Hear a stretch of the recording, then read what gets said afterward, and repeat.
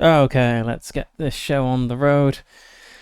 Today, we're going to be looking at Dark Dungeon Delvers, refereeless and solo rules and dungeons for old school essentials. And this may be a somewhat low energy stream because the heat has returned. It is pressing down upon me. It's currently 30 degrees in this room, which is not a pleasant temperature when you're more of a... I was going to say lizard, but lizards like it when it's warm. Whatever the opposite of a lizard is, like a penguin, I suppose. Not a good temperature when you're like a penguin. So, Dark Dungeon Delvers. This is a solo supplement specifically for, or designed for old school essentials, but it would work with, as it says, basically any system with minimal modification. And I need a deck of cards for this, and I didn't get one. Let me just go grab that.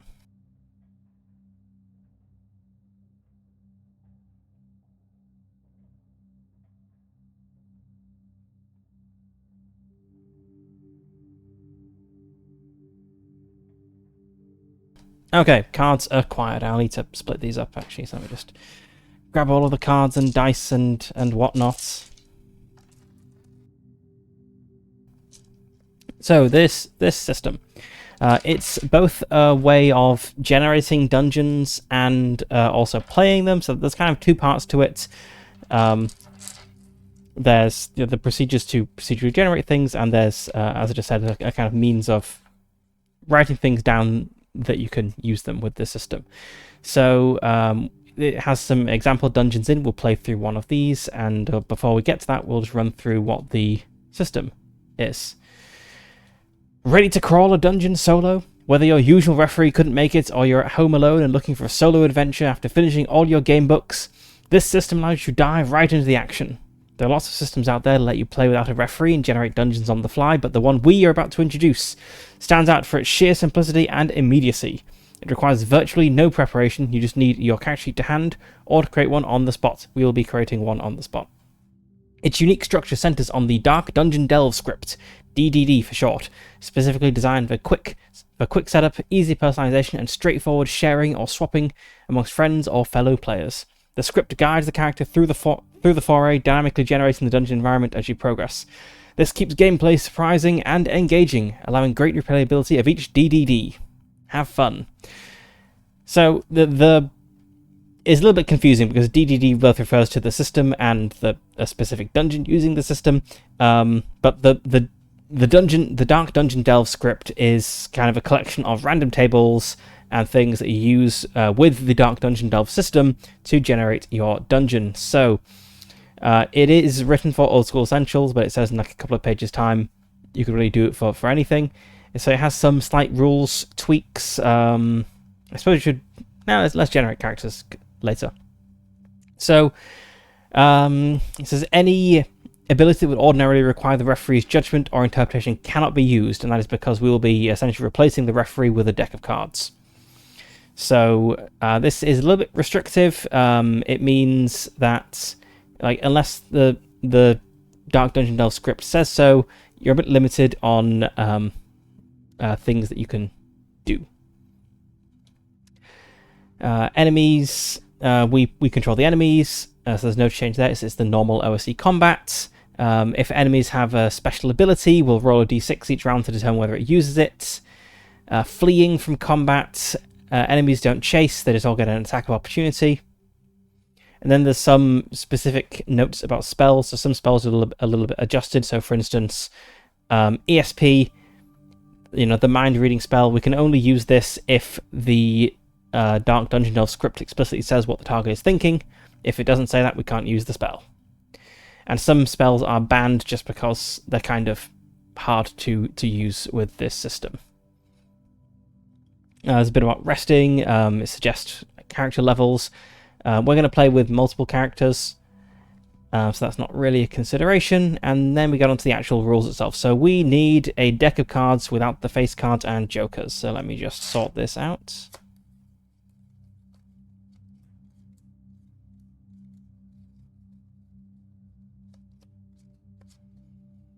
We'll use the cards, both their values and suits, to generate the dungeon as we go. And I would totally have sorted this out beforehand were I not busy melting in this heat.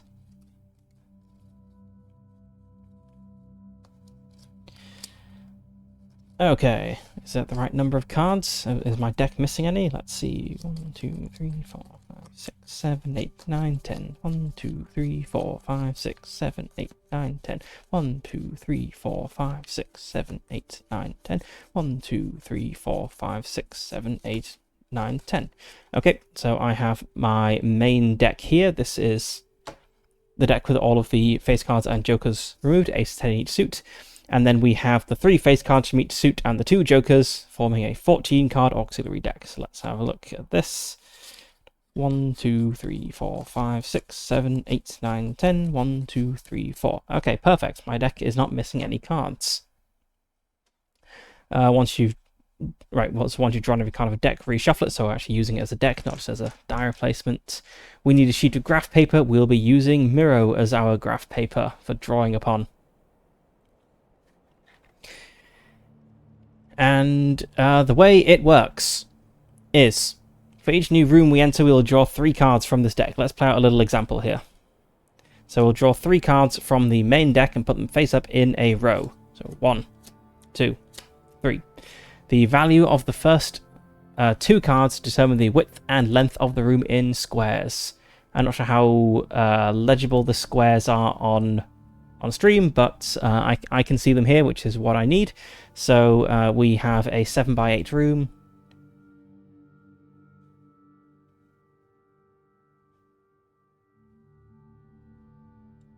So here, and we got an 8 for our third card, so it has 2 exits.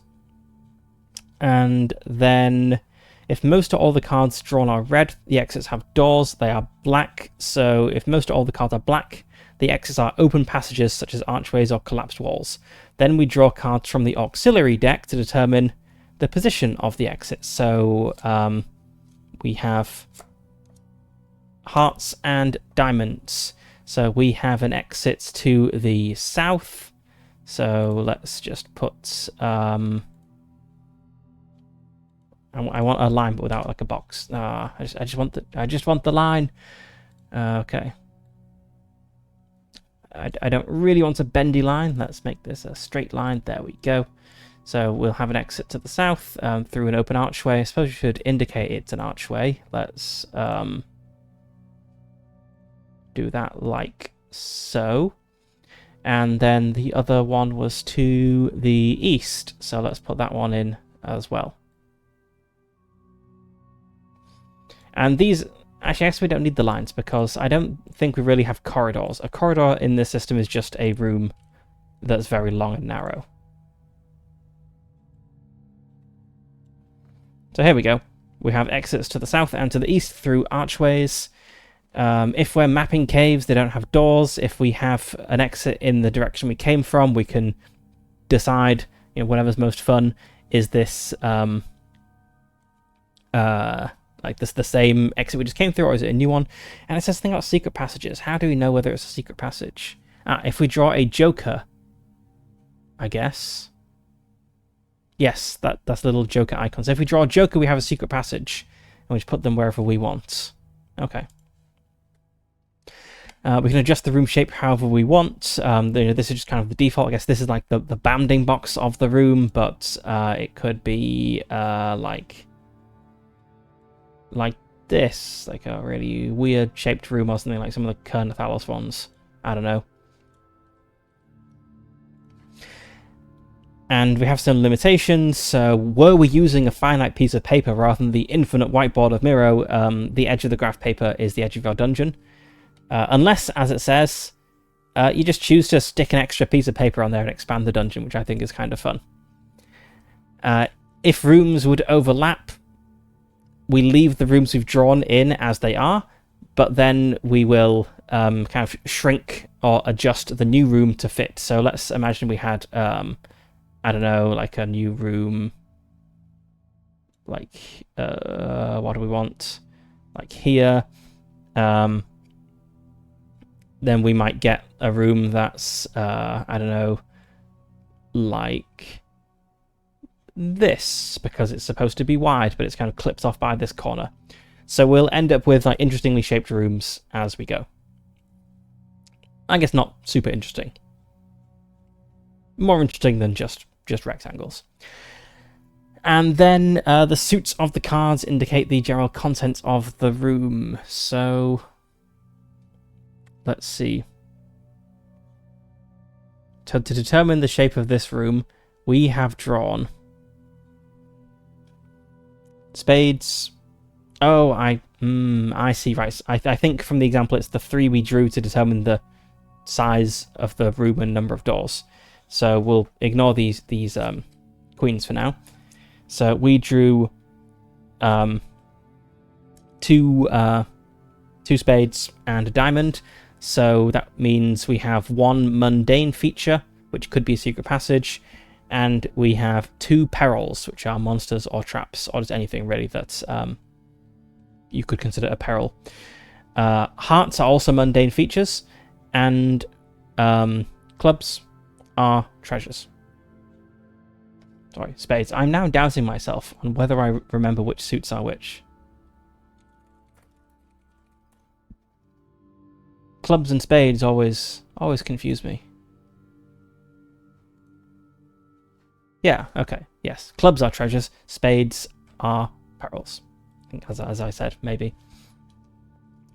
So obviously there are 4 suits. Both red ones are mundane features, and the black ones are either treasures or perils. So we'll have more mundane features than we will have treasures, and more mundane features than we'll have perils, but about as many mundane features as we have treasures and perils put together. Shuffle these cards back into my decks. And that's kind of it. That's the system. So this is how we generate the dungeon. We resolve everything using the normal rules of the system, so old school essentials. Which it says somewhere, yes, as you've probably already realized in this little yellow box here, with a little effort, the DDD framework can be adapted to virtually any RPG system or setting you prefer, as really it is just a way of generating a location. We may also need a D12 or a D20. Got my big handful of dice, so we're all good there. And that's it.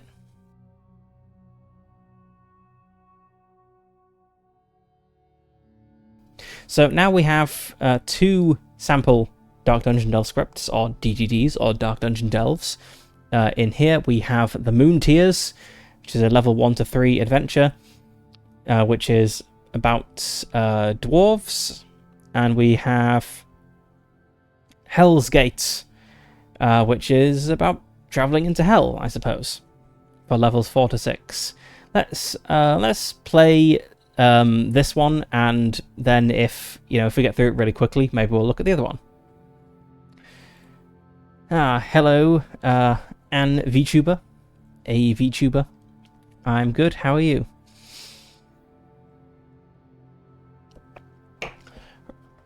It's going okay. We're only 20 minutes in, but it's going okay so far. So the Moon Tears, the Dark Dungeon Delve for levels 1 to 3.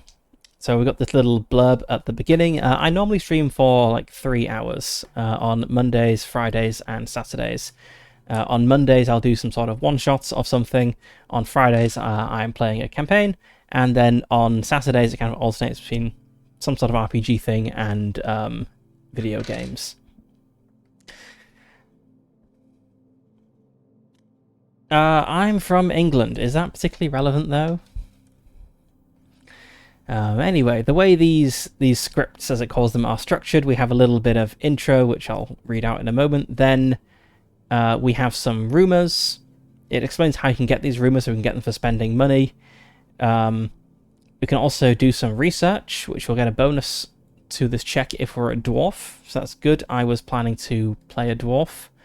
The best thing in the UK.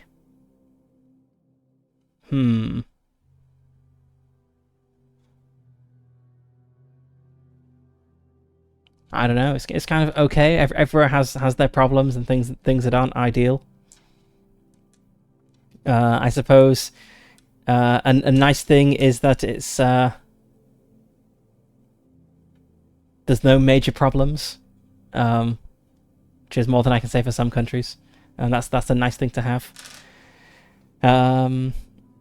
So we have our summary, we have our rumors, there's a little bit about the architecture, and then we have the tables for the different features. So the standard features, which are the hearts or clubs, we would say we got this 10 of hearts here. We'd look at this table and see what the 10 is. We have our treasures, which are the spades. So we got here a 9 of spades. We'd look up the 9 in this table. And we have the perils, which are clubs. So here we have a 4 of... I keep mixing up clubs and spades, but whatever, it doesn't matter. It's got icons in the book, it's all fine. I didn't make it, no, this is the Prism customizable model, which you can get on VGen.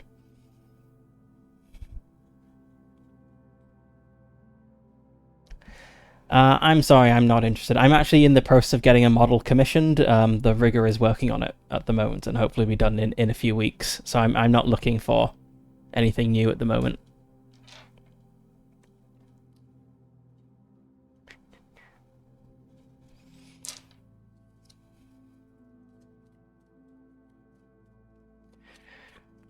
Alright, let's get into our little dark dungeon delve here, the Moon Tears. So let's get rid of this little example bit.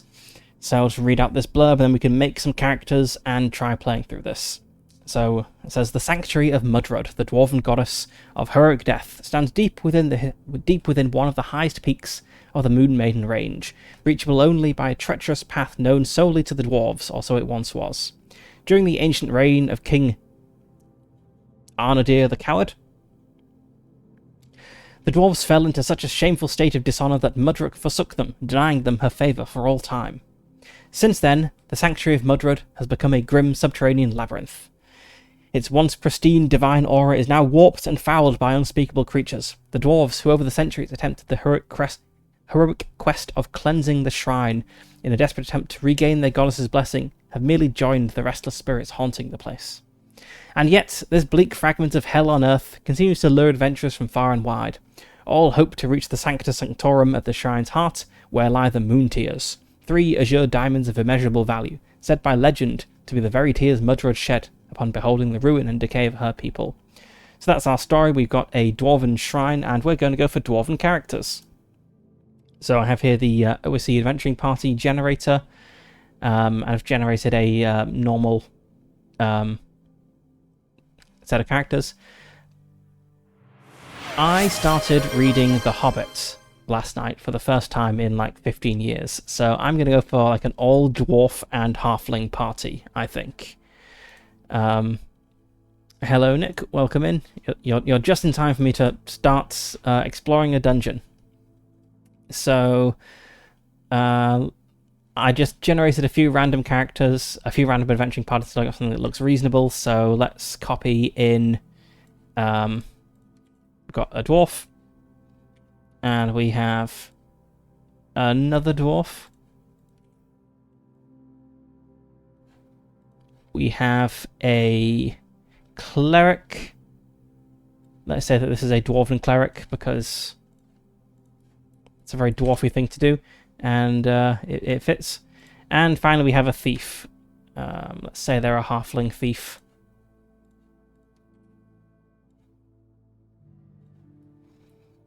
All right. So these are the normal races class things. There's actually a human cleric. So if I want to make this person a dwarf,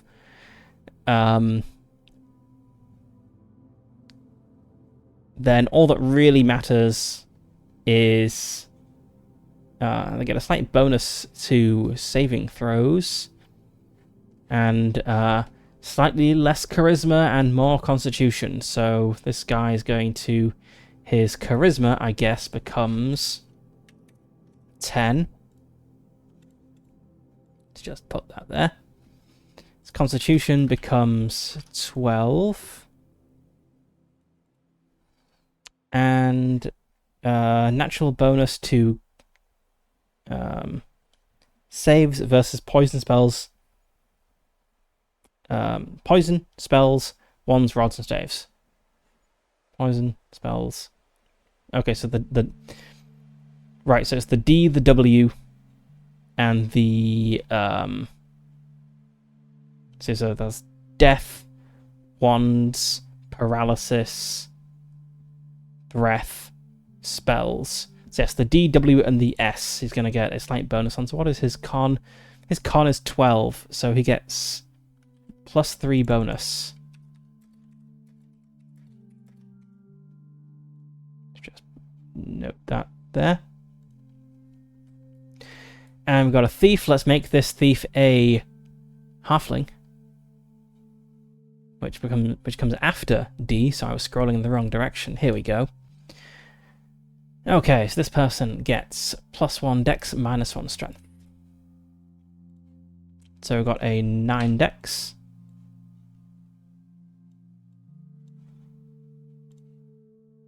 A 7 strength, which might be enough to give a penalty in something else. I'll check in a moment.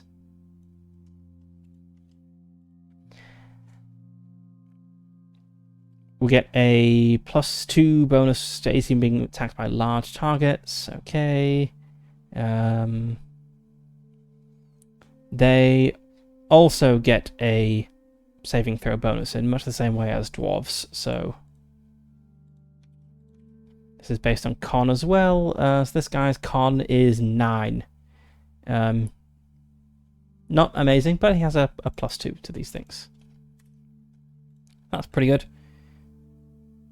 Chaotic halfling thief. Okay, and let's just see if this has adjusted any things. Let's embiggen that. There we go. Okay, so we had a chat go down from 11 to 10. Nope, that's fine.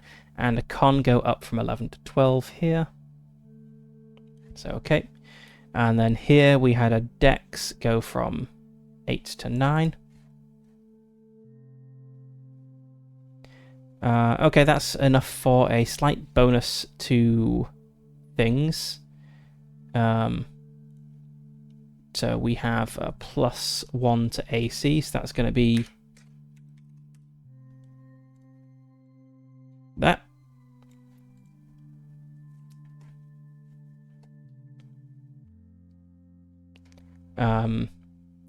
No longer has a penalty to missile, but he doesn't have a ranged weapon anyway. And initiative doesn't matter, we're not using individual initiative. And then we had a strength. Yeah, strength went from 8 to 7, which is going to not do anything. Okay, right, I think that's stat blocks sorted. Yeah. Let's put these in a nice, easy to zoom in upon square.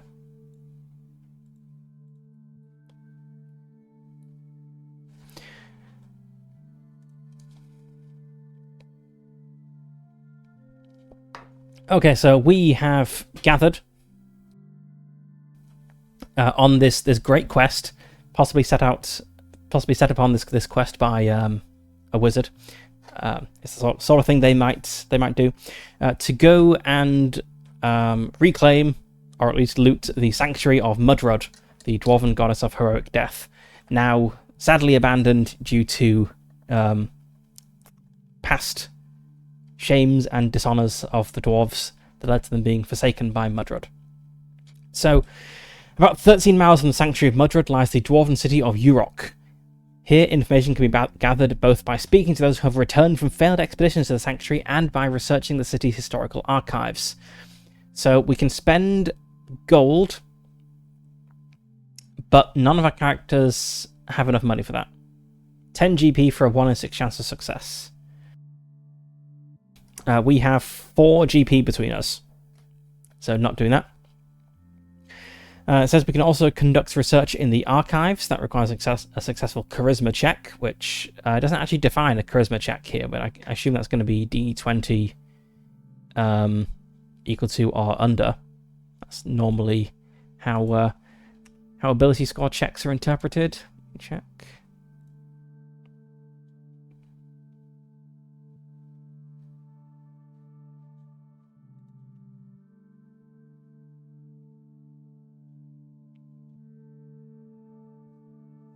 Let's see, it'll be somewhere in probably where it mentions saves.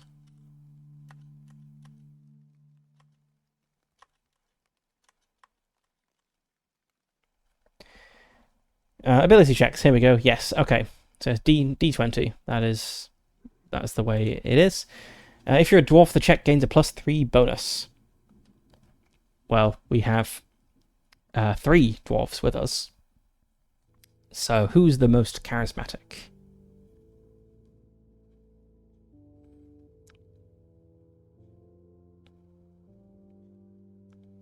Okay, our 2 dwarven adventurers are actually the most charismatic, so maybe we'll send those 2 guys to consult the archives to find rumors, while our cleric and burglar are, gathering supplies and checking the route and whatnot.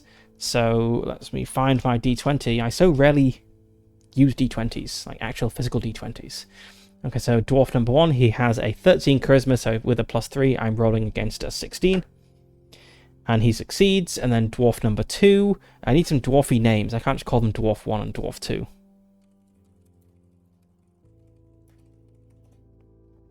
Let's see, dwarf names. Okay. This guy can be... Wow, what sort of names are these? Tuvoth Bone Master? Uvok Bottle Mail? I'm not sure what dwarven tradition these come from, but it doesn't seem like Tolkien dwarves.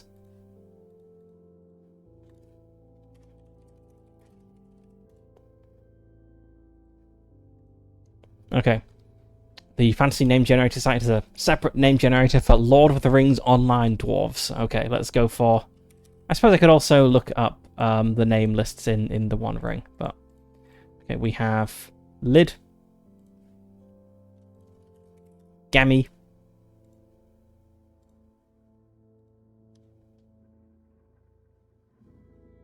Let's go for Lon. Lid, his cousin Lon. Their like uncle's best friend's son Gammy, and a halfling thief called Phlebotomus.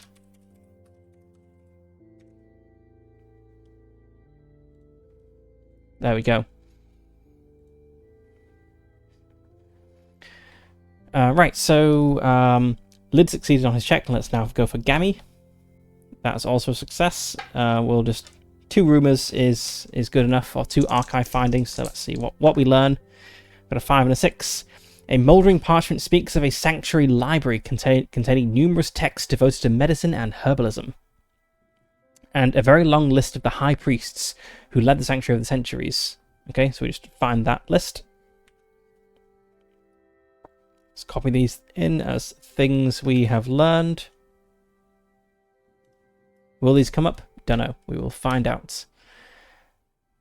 Right, then for the architecture, it's been carved entirely out of solid mountain rock. Its corridors and chambers are an amazing example of archaic dwarven religious architecture. The walls and ceiling are smooth and adorned with rich ornamental features. Adventurers exploring the sanctuary cross halls marked by round arches, narrow, mullioned openings, recessed niches, mock pillars, stone ledges, weathered frescoes, and bas-relief carvings depicting scenes of Mudrod's holy deeds. Ceilings are 12 feet high. The complex is dark. We can all see in the dark. We've got dark vision. And from time to time, unsettling tremors shake the sanctuary. Okay, let's start the ad break now, and then when that is done, we will start exploring.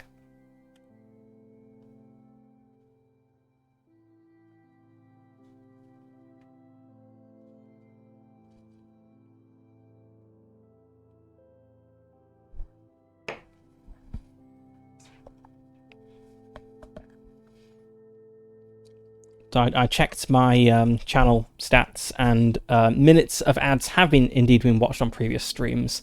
So I was wondering on Saturday, had I just somehow enabled ads, or had this been happening since I became an affiliate? And it looks like it has been happening since I became an affiliate, I just didn't know. So that's unfortunate, but now I know. Right, let's shuffle these decks of cards while I wait.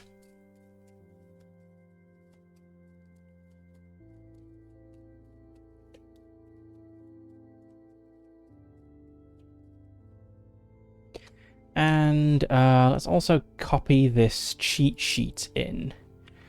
I think we'll want to refer to this a lot. That's a very big cheat sheet. Let's shrink that down a little bit.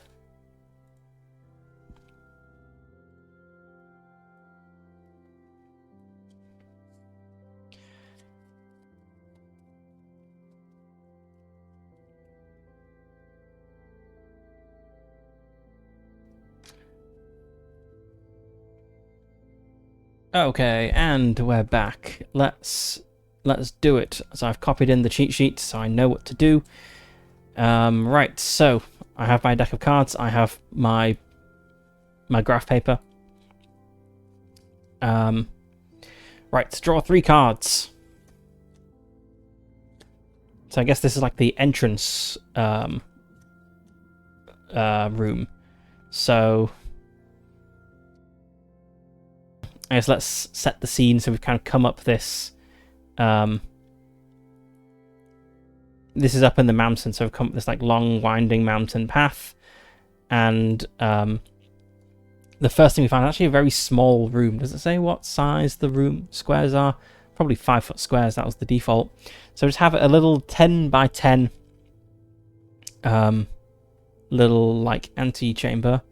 I'm actually just gonna draw rooms freehand rather than like make nice looking things. With how many exits? 2 exits, I believe. Actually, I'm just gonna have this open. It's gonna be much easier to just kind of look at this rather than scroll back around on the whiteboard. So yes, we have 2 exits. So it is 2 squares by 2 squares, with a 7, which is 2 exits, as we can. Looking at this little drawing the dungeon section here. If most of the cards are red, they are. The exits have doors.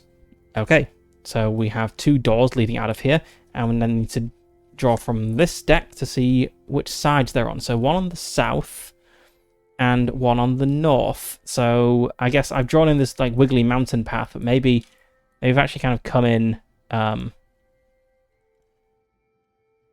Actually, just because we have our character sheets at the bottom, I'm just going to rotate that 90 degrees. Let's say our exits are, and they're doors. So let's say we've got an exit here and an exit here. And then we have 2 mundane features and a peril. So we'd go back to the script and have a look. So for standard features, we have a 2 and a 7. So we have broken sacred decorations piled along the entire west wall. If the west wall has a door, combined strength of 13 is required to open it. Okay, let's have a slightly different color for indicating things here on the map. Let's go for blue. Make that a bit smaller. So not sure why I'm zooming in so much. Okay, so broken sacred decorations. Like little lumps of things, like broken statues and whatnot. We've also got like our entrance here, which let's say it's like an archway that leads in. Okay, so this door to the west is blocked, so we need a strength of 13.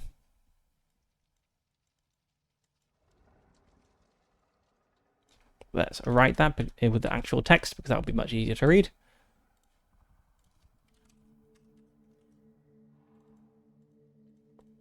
Which, I mean, we have more than 13 strength among the party, so we can deal with that easily enough.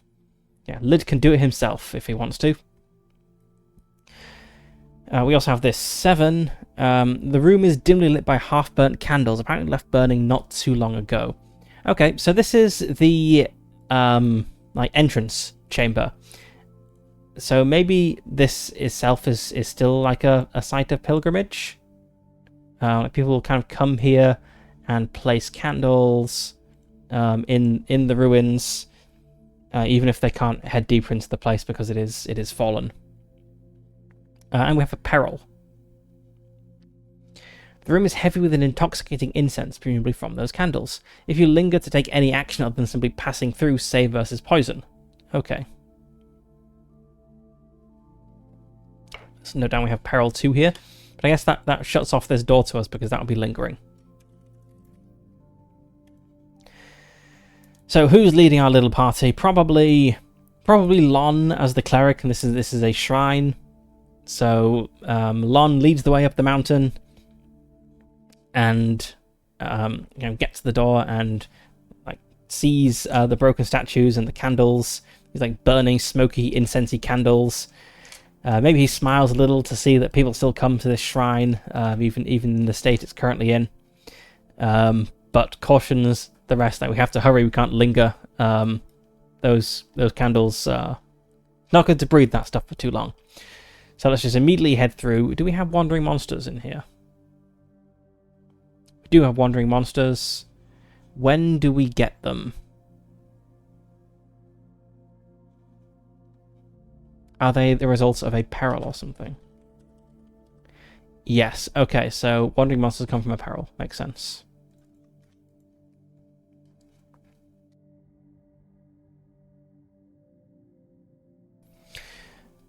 Okay, we don't have time to check the door for traps or anything. So let's just go. I think we know it's not traps because we didn't get a peril, but whatever. We should go to this. I got my east and west the wrong way around. The statues were over on the west. It doesn't matter. So we'll hurry through the west. Let's discard all these cards. And burst through the next door to get away from this incense choked chamber. So we have a rather larger room now. 7 squares wide, 4 squares tall. So we've got, let's see, is this black? Yeah, that's black. And what exits do we have? We have 3 exits, which are archways, because we got 2 black cards here. And our exits are west, south, and east. Let's say the east one... it could be another room. So if we go, like, up... like... here, this is our 4 tall room. And then it is 7 wide, with exits on the west and... where else did I say? Exits on the west and south. So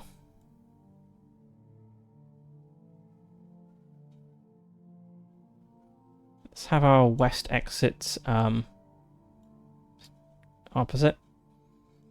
And then the south exits. Let's put it kind of in the middle here.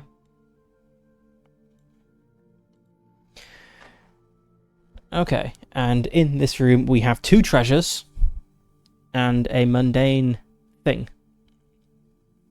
So the mundane thing, let's start with the boring thing. There's a secret passage. Place it on a wall of your choice. It can be detected using some character's racial abilities or with a wisdom check. How do dwarves detect secret doors? Let's check that.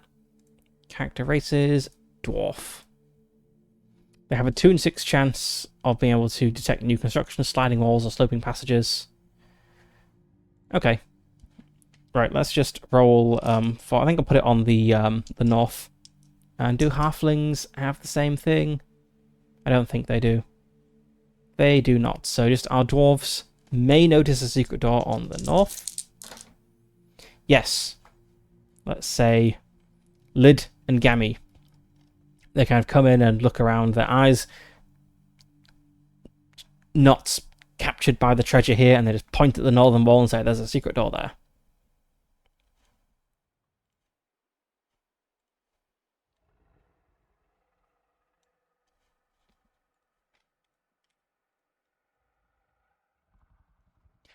But we also have treasures. We have a 4 and a 7 for treasures. A pair of silver candelabra worth tens of gold, and dwarven scrolls on healing. Draw a card from the auxiliary deck. We have a Joker.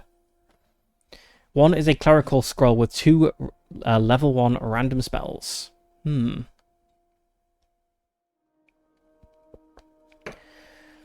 what? It'd be nice if this system came with like a room descriptor to help me decide what sort of room this is. So it's right off the antechamber, and it's a kind of large room.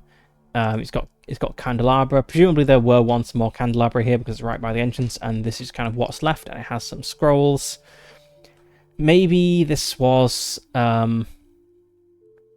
just because right next to the entrance. Maybe this was like a chapel that was used for like pilgrims. Yeah, let's go with that. Let's make a little note here. The reason I'm thinking that is because it's right by the exit, and normally, if you're thinking like temples or shrines or whatnot, the like heart of it, which belongs to the priesthood, is kind of kept a little bit separate from the more profane areas, I suppose, for lack of a better word, that the riffraff from outside are allowed into. So we have this chapel for outsiders, so they don't have to traipse through this beautiful temple to get to where they need to pray. So let's grab those candelabra. Let's just make a running list of loot here.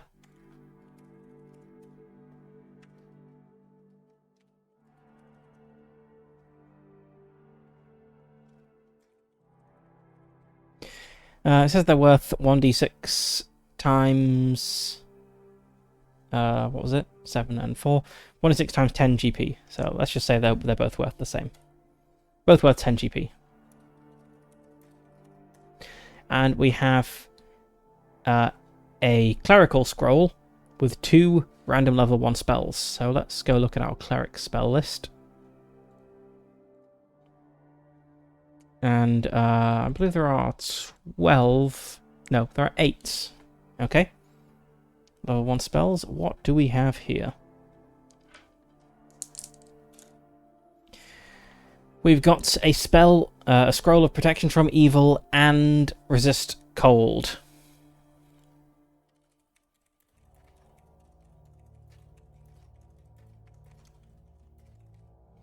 What spell do I actually have already? I have detect evil. Okay, I think detect evil might be one of the forbidden spells. Let's have a look. In which case I should replace it.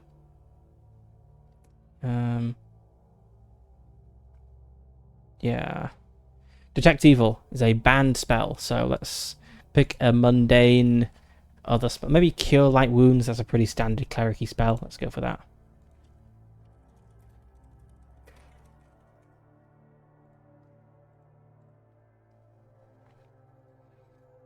Okay, so we now have cure light wounds, protection from evil, and resist cold. Let's also have a little token to indicate where we are. There we go. P for party.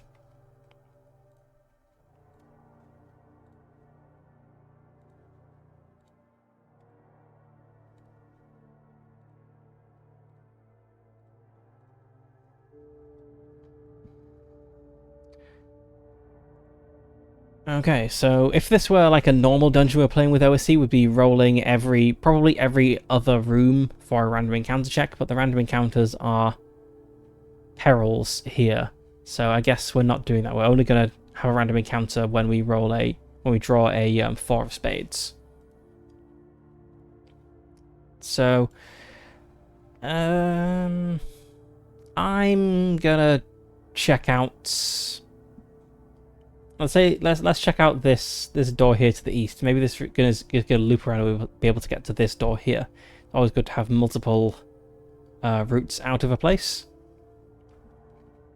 So let's go through here.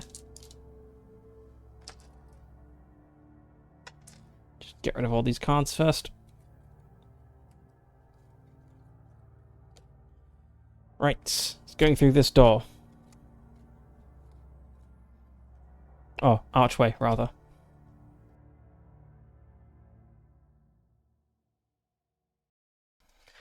Also, not really sure what the goal is. So the little story is that people are particularly interested in the moon tears, 3 azure diamonds of immeasurable value. Are those a treasure? here? So we have some unique events.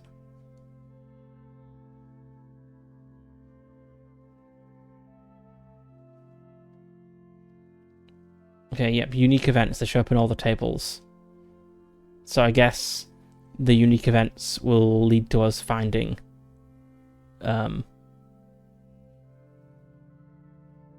right, yes, the 12 on the D12 for the unique events is the Sancta Sanctorums. That's the treasure room. Okay, makes sense. So the goal is to keep exploring until we have a special room and we roll a 12 for that special room. Right, so this is a 2x6 room. So another very small room, very narrow but tall room.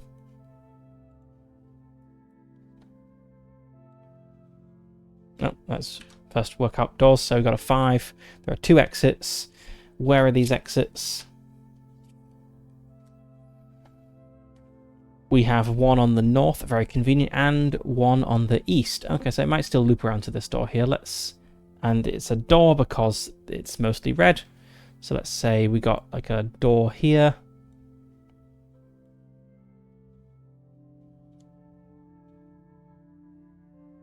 Now have a door in the middle of the north wall here.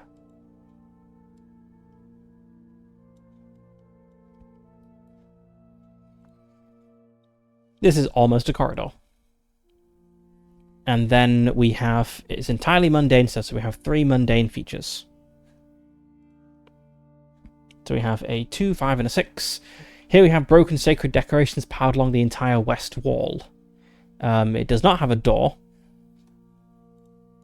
It just has an open archway. So let's just... we got kind of stuff piled all over the place here. It would have all looked very nice once, but it's all like collapsed and broken. And we're also all just seeing this with our infravision because we don't have a light source with us. We have a 5. A faint echo of a sacred hymn seems to resonate through the walls. It's either good or creepy, depending on your point of view. For our cleric, Lon, that's probably good. It feels like there's still godliness happening in this place. But for others, it's probably creepy because there's no source of this, apparently. And we have big statues of winged dwarves upholding the ceiling of this room. Okay, let's put, my pen keeps resetting all of its colors and shapes and sizes. That's not useful. Let's have, 3, big statues, kind of evenly spaced. Like a big winged dwarf holding up the ceiling. I'm picturing kind of like Atlas-like. So Atlas is generally depicted kind of like hunched over the weight of the world literally on his shoulders, like one hand holding it up, holding it up, and this looks like a really bad pose to be in when you're holding up the weight of the world, but whatever. There we go. There we go. That's Atlas with the world on him. I'm picturing like this, but maybe it's their wings that are holding it up rather than their arms. I don't know. Anyway, something like that. Still nothing particularly good or bad. And no encounters yet.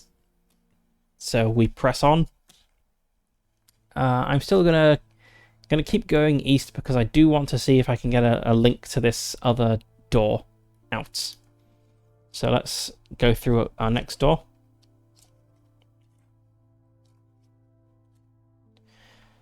Okay, we have here, I think 2 exits. Yeah, 2 exits.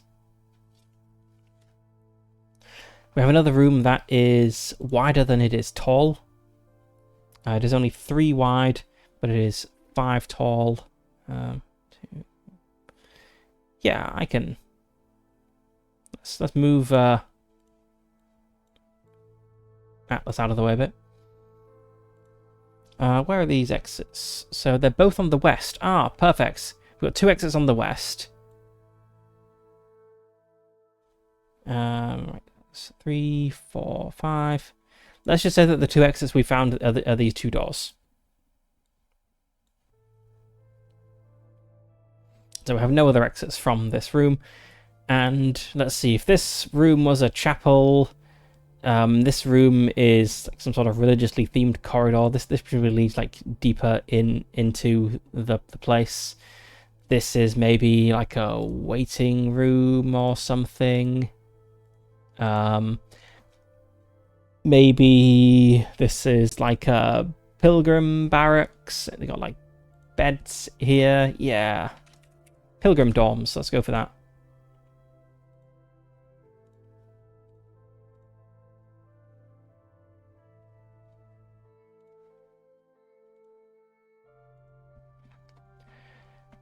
Okay. So we can force this door open from this side.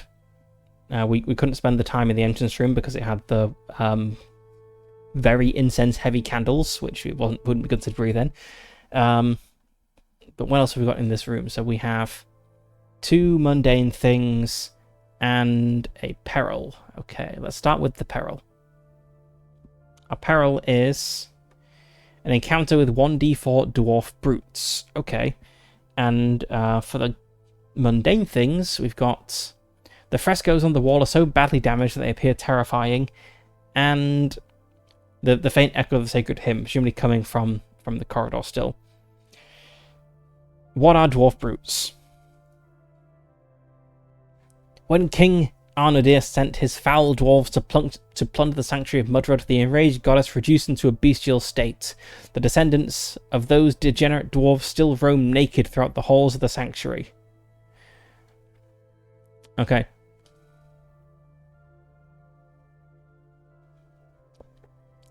If these are crazed, degenerate, bestial dwarves, and we're in a room with damaged frescoes, I think they've smeared poop on the walls. I think that's why the frescoes are damaged. Let's just go with that. Don't need to go into detail. That's just what came to mind first. Okay, how many of them was it? 1d4. 3. Okay, right. 3 dwarf brutes. Let's copy this stat block in because we'll probably need more of. That's really big. So shrink that a little bit and come down here so we can see all of our stat blocks at once. Okay, right, so we've got 3 of these. They have 5 hit points each. This is probably not going to be a very challenging fight given there's 4 of us and we're all level 2 actually. Right, let's get stuff out of the way. We can roll initiative. Special abilities. They don't have any special abilities. They just have a +2 to hit humanoids, which I'm guessing includes dwarves. Rage sometimes makes them attack their allies. Okay, that's fun. Right, so combat in Old School Essentials. The way this works is both sides would declare if they are casting any spells or moving while in melee, would then do an opposed d6 roll, and it's just whoever rolls high goes first, and it is side-based initiative. The reason to declare spells and melee movement is because if you are casting a spell and you get hit, you lose the spell, and it's gone. That's your spell slot wasted. It kind of fizzles out as you lose concentration. Likewise, if you are moving in melee, if you're moving your full movement speed to retreat, enemies will get a +2 to hit you. So you need to declare these things beforehand so that you can't kind of game it and then be like, oh no, I wasn't casting a spell at all, actually. I don't think casting a spell makes sense here. My spells are Cure Light Wounds, Protection from Evil, and Resist Cold. None of which seem that useful. I guess Protection from Evil could maybe help with these guys, but that's not that useful. So yeah, no declarations, but let's just go for it. I suppose you should also roll for surprise. This can be the surprise roll. No side is surprised. Now let's roll for initiative. Okay, they're going first. So we just kind of blunder into this room, and a bunch of naked, smelly dwarves like scream at us and charge. I guess we'll have Lid and Gammy up front, as you know they're the fighty sort, and then we'll have Lon and Phlebotomus behind. So if we got 3 of them, Let's say we've got 2 on Lid, 1 on Gammy. Actually, that's kind of unfair because Gammy is much weaker. Let's just divvy them up. Let's roll a die. If we got 1 to 3, 2 of them are on Lid. If we got 4 to 6, 2 of them are on Gammy. Okay, 2 of them are on Gammy, which is unfortunate because Gammy only has 5 hit points. Alright, so they come charging in, screaming and flinging poop. They have a 1 in 8 chance of attacking their allies. Okay, let's work that out first. Let's start with the 1 on Lid. Nope. And then we'll do the 2 on Gammy. Okay, one of the ones on Gammy is going to attack an ally. Okay. Let's note down where they are. So let's say this is on Lid and these 2 are on Gammy.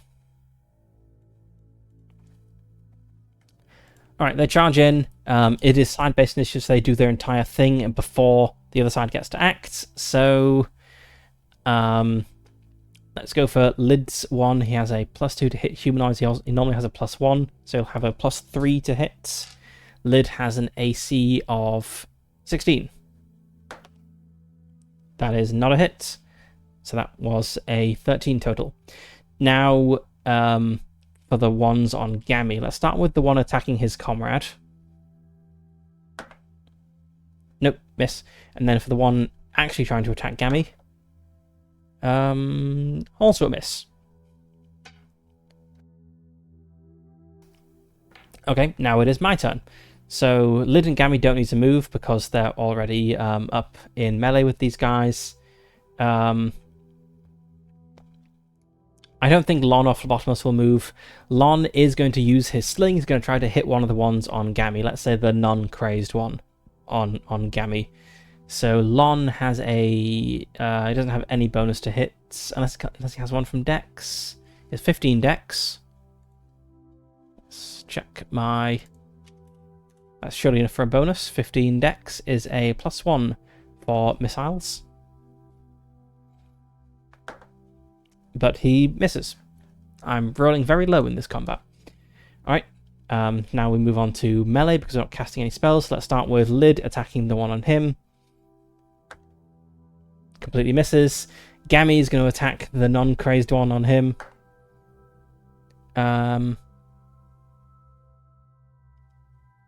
They have 13 AC, and I have a 16 strength, which is a +2. Okay, everyone missed. Completely ineffectual first round of combat. Right, next round. I don't think I'll do any declarations, so we just re-roll the initiative. Crazed dwarves are going first, so again, let's roll to see if any of them are going to attack their comrade. So we'll have the white D8 is going to be the one on Lid, and then the red and black ones will be the ones on Gammy. Okay, nope, they're all attacking their actual targets this time. So I'll just roll all the d20s at once. So we'll do the same color breakdown. Okay, so Lid has an AC of 16. That is a 13 +3, so that one hits. The others do not. He does a d6 damage. Okay. 1 damage on Lid.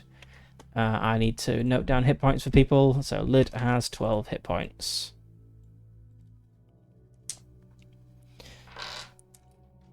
Now we'll kind of do the same thing again. So Lon is going to use a sling for one of the ones on Gammy.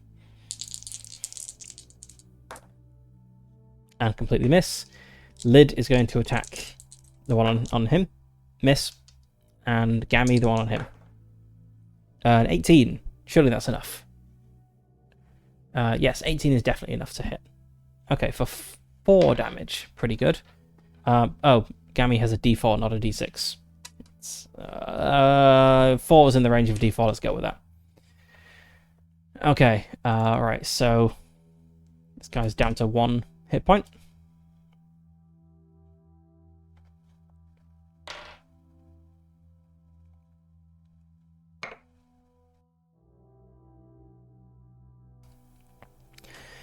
Right, back to initiative. Maybe it's worth making Gammy retreat, but I don't think so. Enemies are going first again. They're really killing it with the initiative, even if they're not actually killing their opponents.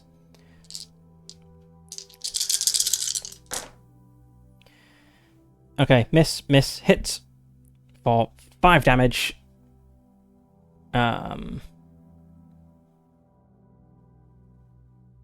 Yep, that's gonna do it. Okay, so during the ad break... Oh, I didn't roll to see if they attack each other. They don't. Okay. So, during the thrilling ad break, which is about to end, Gammy is just killed. So let's just cross him out. Okay, welcome back from the ads. Gammy has just been torn apart. A lucky weapon strike for 5 damage. Enough to kill him exactly. And this is old school essentials. There's no death saves. You just die when you hit 0 hit points. Okay. So we have 3 enemies. Only 1 has been hurt. They're all going to pile upon Lid now because he is in front. I think...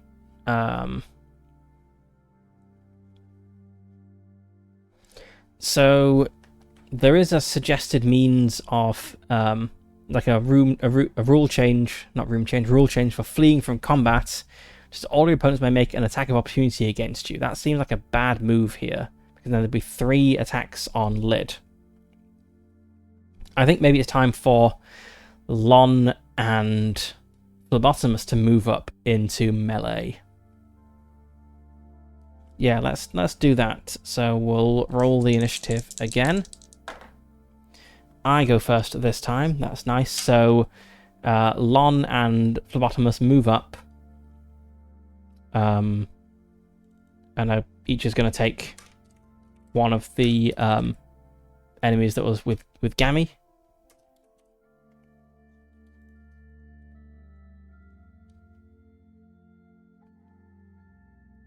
And they're all going to attack in... Oh, Lon doesn't have a melee attack. Okay, Lon does not move up into melee then. So Lon is just going to stay back and let loose with his sling again at the injured one. Just needs to hit. He'll take it down. That's a 1, which is a complete miss. Okay, so now we have melee. So we have Lid is by an uninjured one, and Phlebotomus. Let's say Phlebotomus goes to the injured one. I think it's better to have 1 dead enemy than 2 injured enemies, I think. Right, okay. So we'll get some melee attacks. They're both dealing a d6 for damage. Okay, so Lid hits and deals 3 damage against his. So it's on 2. Phlebotomus misses his. And now it's the enemy turn. So let's start... Well, let's just roll all the dice at once. So I need the 3 d8s to determine if they attack their comrades. I need 3 d20s to determine if they hit. And then I need 3 d6s to determine the damage. Okay, no one attacks their allies. We have an 8 to hit Lid. That misses. I didn't decide who the spare one was going for. Let's roll a d10. If it's odds, it's going to be Lid. If it's even, it's going to be Phlebotomus. Okay, Phlebotomus.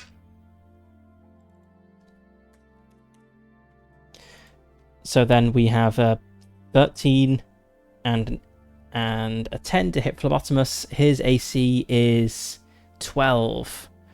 They both hit him. It may have been a dumb idea to not run away, as Phlebotomus is now torn apart by 2 of them.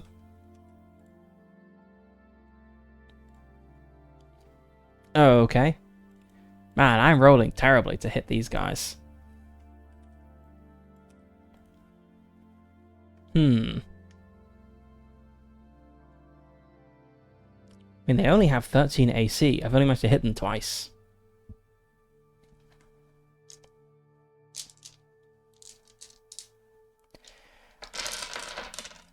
I think it's time to run away. So let's roll initiative. I go first. Of course, now that I've won the initiative, I want to attack, but I've said I'm running away, so I'm going to run away. And what it says here is if you wish to flee from combat, all your opponents may make an attack of opportunity against you, and then they don't pursue. So all three of them, I suppose if they're not attacking themselves. So let's roll all the dice again.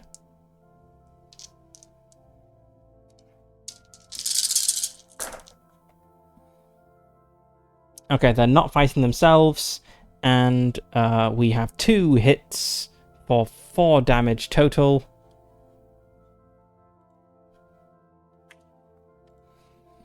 And we run away out of this room. And enemies will not pursue, so I think after the fight we're going to cast... Lon is going to cast Cure Light Wounds on Lid. So let's see how much that heals exactly.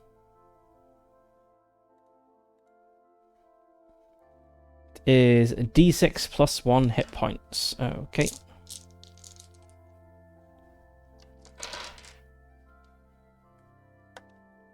Three hit points.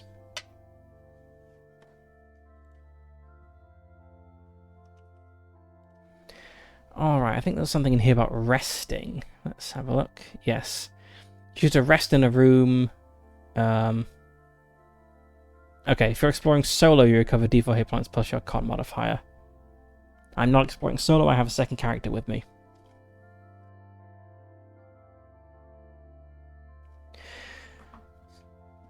Okay, well, our party strength has been cut in half. That's very unfortunate. We're down a burglar.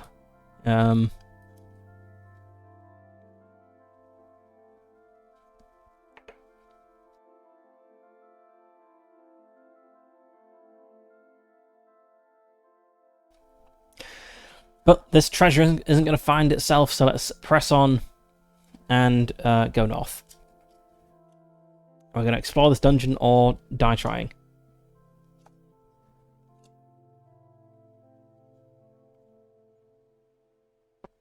Okay, so we have beyond a room with archways. It is 3 wide. That's annoyingly not going to center on this. And 10 long, so the corridor kind of widens out a little bit and keeps going, and it has 2 exits, which are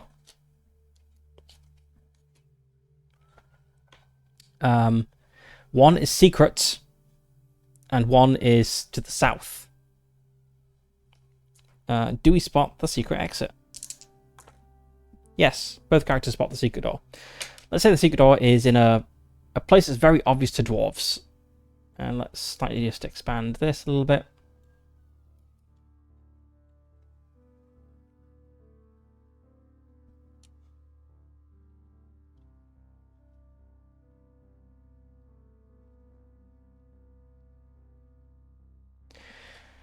Okay, maybe this room... well, I guess what does it say about the features? We have a mundane feature, a treasure, and a peril. I'm thinking this maybe looks like a big shrine or something. Because we've not really arrived at a dead end, but I think maybe like the secret, like the inner temple is beyond this secret door, and this is kind of like a decoy real temple. So let's say that the secret door is not in the center of the north wall, because that will be kind of obvious. It's going to be here.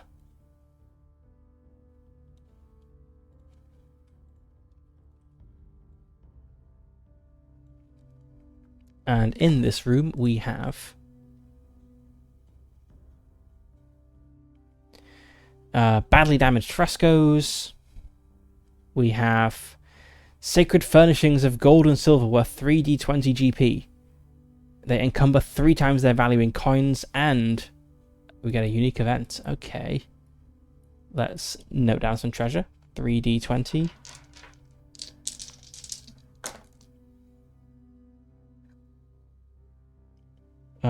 That's 35. Yeah, 35.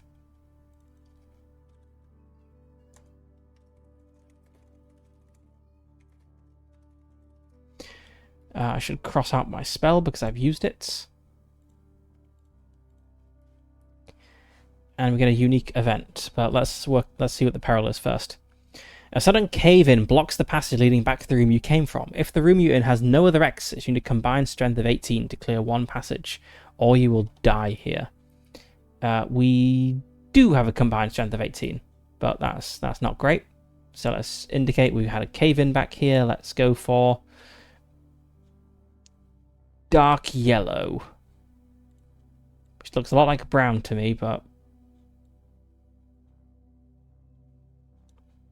okay, so we've got a cave-in.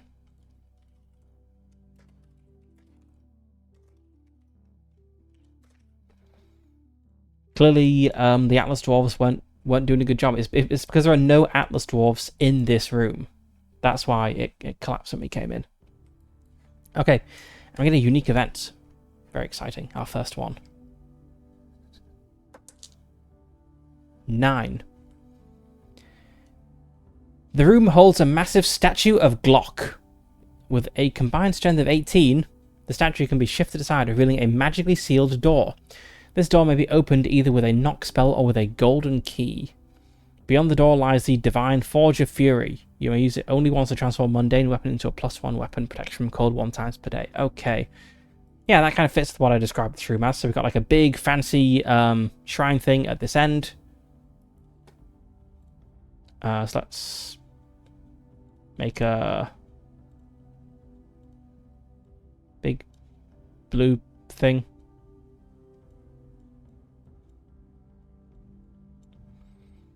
And those like fancy gold things that we've now looted. So let's say there's like some kind of stuff here. Maybe there's like tables with like stuff on that we've now taken. And there's then like frescoes on the walls down here. And there's maybe like benches. Yeah.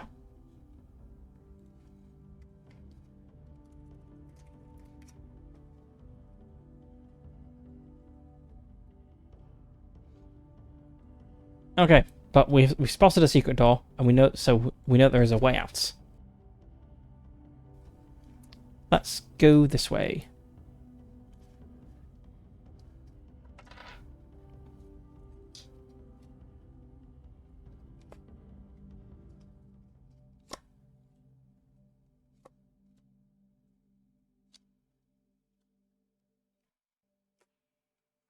Interesting shaped room.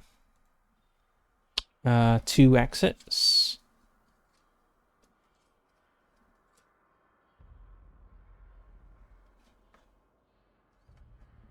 Okay, 2 exits, and 1 is on the north. Okay. 1 on the east. I'm going to slightly adjust the shape of this room. I'm going to make this into kind of like a big junction thing connecting these 2 secret doors. So let's see, it's 10 east to west and 3 north to south. Let's just rotate that so it kind of fits in. So we've got like what? 1, 2, 3, 4, 5, 6, 7, 8, 9, 10.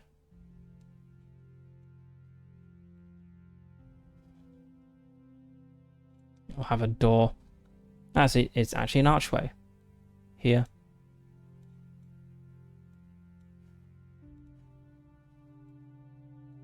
Nope.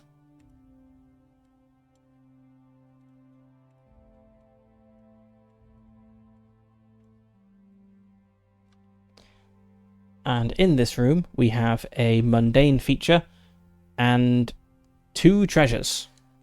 That's much more like it. Mundane feature 10. The lavish architectural decoration suggests that this room once held significant importance. which fits if this is like the path into the true shrine. Then, yeah. Okay, richly decorated. Get a unique event, or we'll come back to that. Then for treasures, we have in a small chapel dedicated to a dwarven holy warrior. There's a 1 in 6 chance to add an arrow +1. So maybe we have like little... maybe it's not just a corridor. Maybe we have like little like side chapels. It's kind of like jutting off. Maybe like in this dead space here.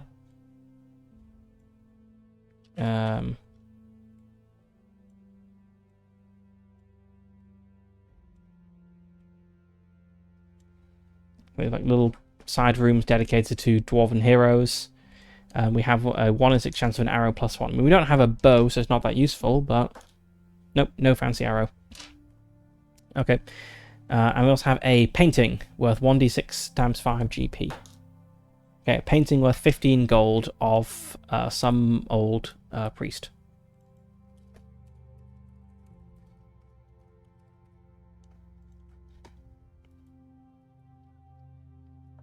And a unique event.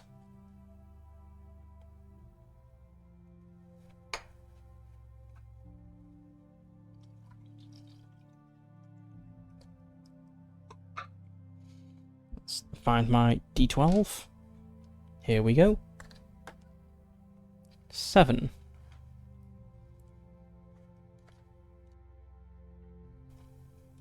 At the center of the room stands an alabaster statue depicting a fully armed dwarven warrior.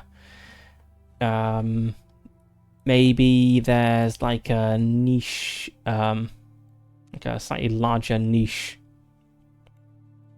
here, dedicated to some particularly great hero.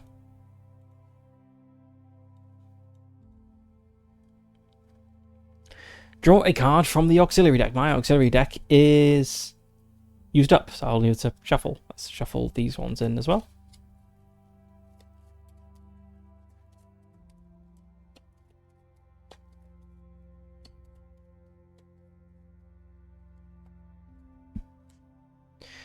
Okay.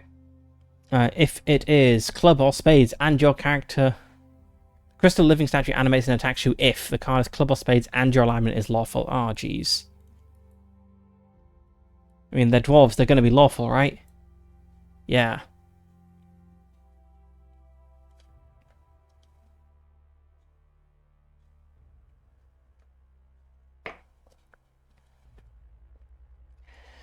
Okay, a crystal living statue. Let's find that in the OSC book.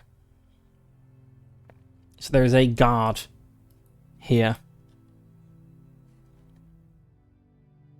Living statue. Crystal. Formed of crystals. Often human in form, or this is a dwarven hero. Okay. It's got 2 attacks. That's not great, given we're somewhat beaten up already.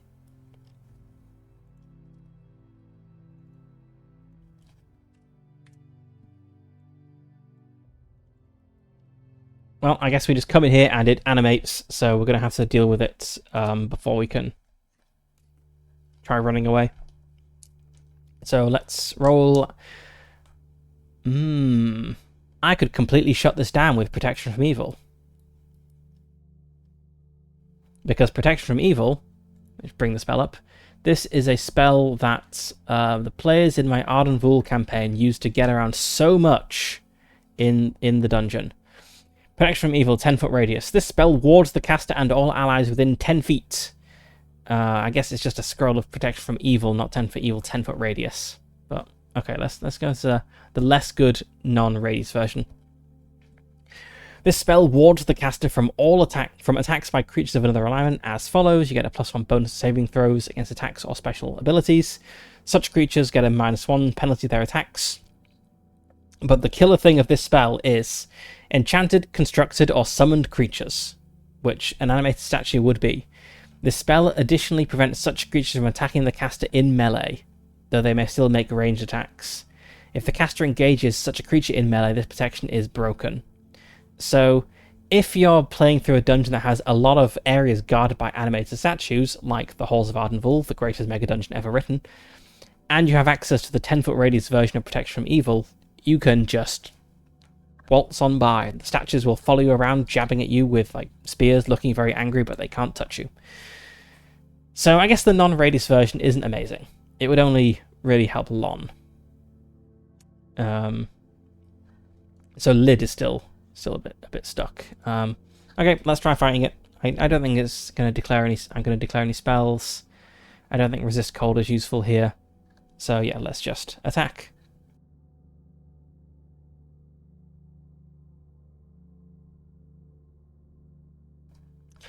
Okay, initiative. We go first. So Lid moves up, and Lon stays back. The statue has 13 hit points. Lon will first of all attack with his sling. Let's see, that's a D4 damage. Let's get that.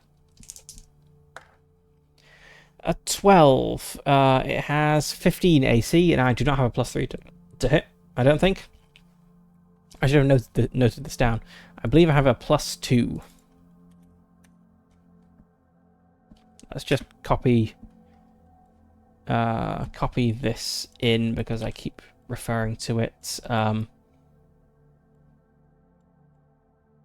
with the strength one for the melee bonus.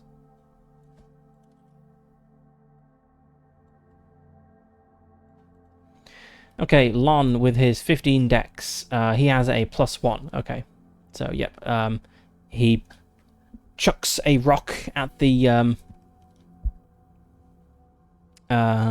crystal living statue, and it just bounces off. Lid jabs at it with his spear.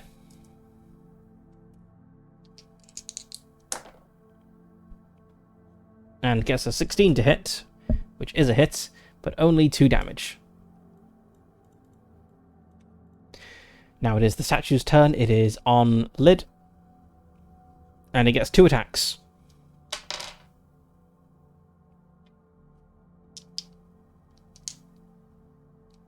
And let's see, they're both D6 attacks. Has a +2 to hit. Okay, so that is 1 hit for 5 damage.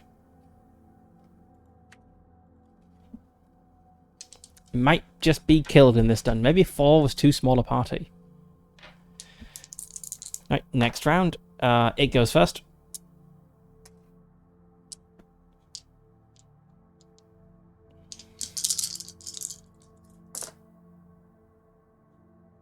But misses.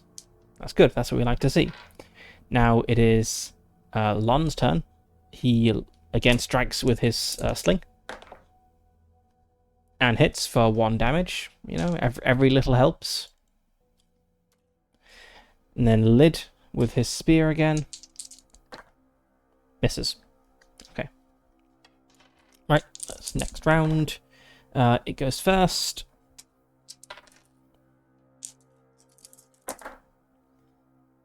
And completely misses again. Clearly it was caught. It was discombobulated by having sling stones bounce off its head. Lon hits for 3 damage. Lid 14. He has a plus. He has at least a +1, surely. Yeah, he has a +1 to hit, so he hits for another 3 damage. Okay. Initiative. Creature goes first again. It's doing really well in these initiative rolls. 16, 19. It hits for 11 damage. Lid is killed.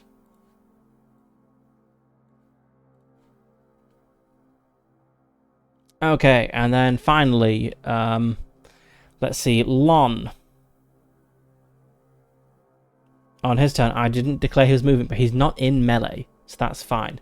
So I think he can just run away, because he's not in melee, and the creature has already acted. So Lon runs away. Let's say he runs south into this chapel area.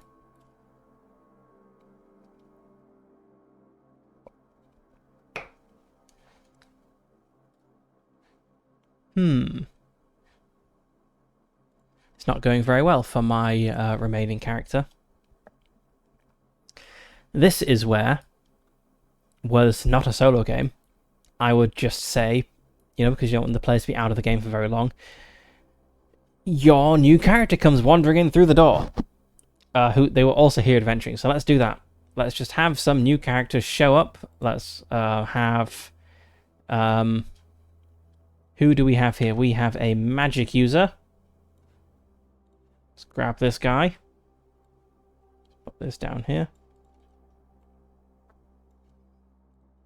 And a fighter.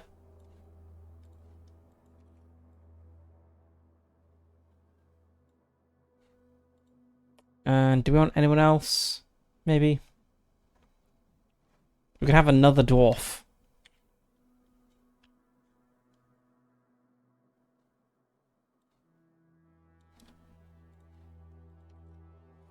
Okay, so 3 new characters wander in to replace our 3 dead characters, keeping our players very happy.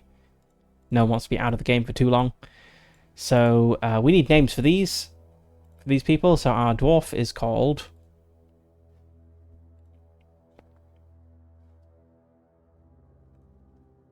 Torlug. Doesn't sound super dwarfy, but I suppose it'll be fine.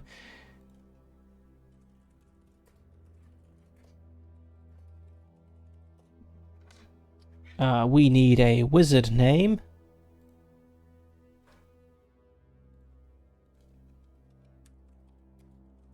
Uzor the... He's only level 3, so it can't be the something particularly fancy. Uzor the Unimitable.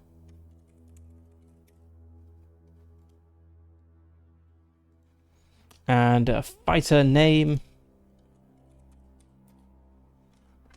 Let's call him Ralph.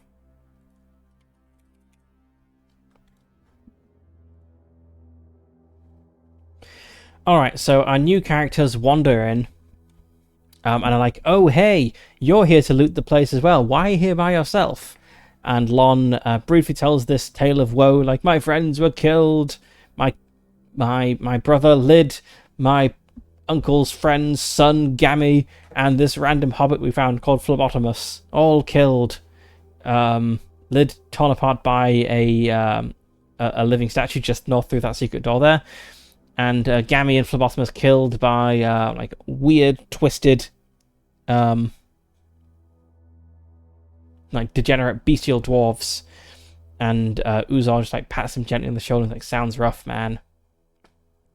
And we get back to adventuring. So...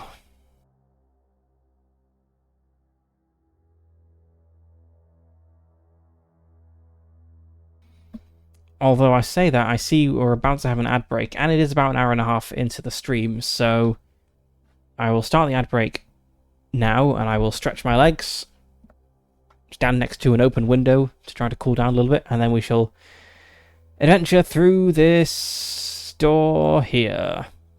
So I'll be back shortly.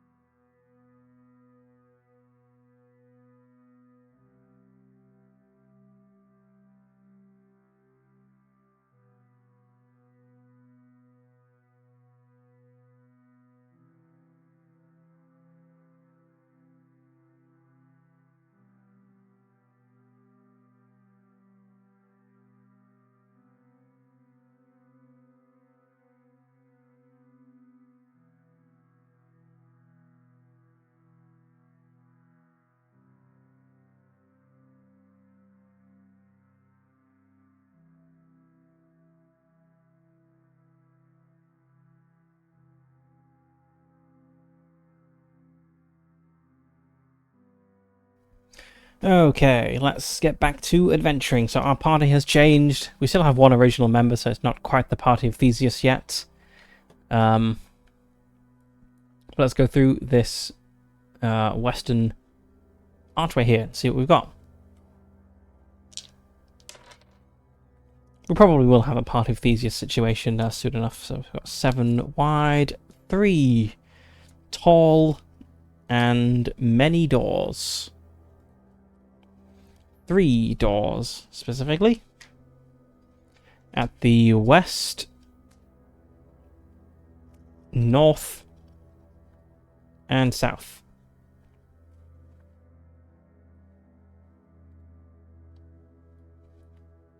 Okay.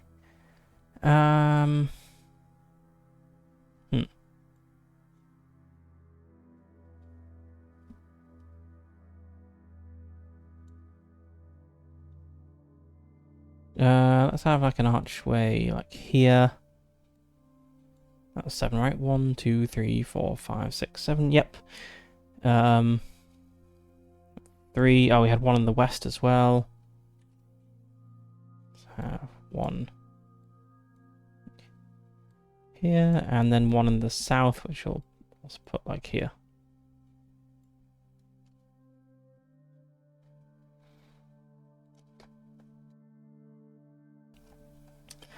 And then in this room, we have a treasure. No, we have 2 perils and 1 mundane feature. Mundane feature 10. Okay, the room once held significant importance, a unique event. Okay, we'll come back to that. We've got some perils. A stone basin filled with saffron-scented water. If you drink from it, roll 1d8. And then some stuff happens. 7, encounter with wandering monsters. Okay. So, we've got like a basin of water. Let's put that. So that's like have like a pool here.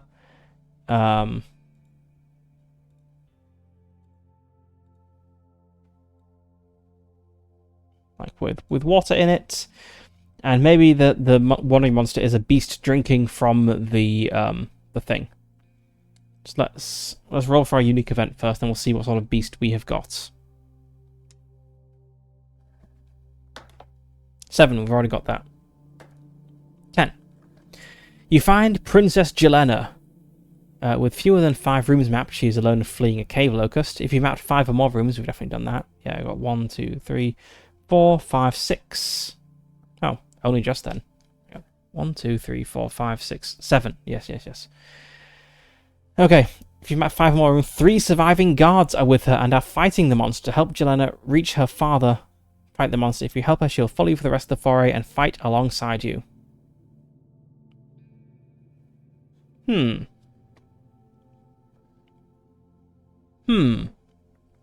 guess I didn't really need the new party then, in that case. If I've literally just bumped into 4 more... Yeah, let's just get rid of these new guys.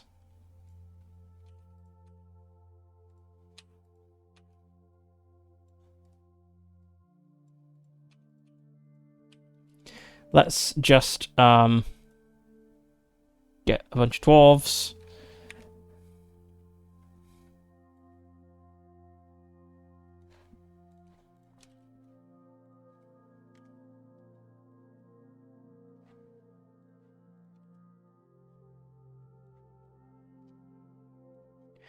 Okay, so we've got 3 dwarves.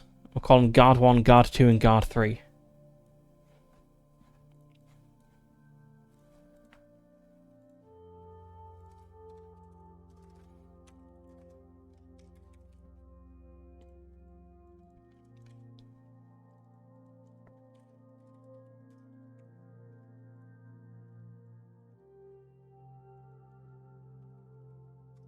Ori, Tori, and Bori. There we go, 3 guards. Princess Jelena.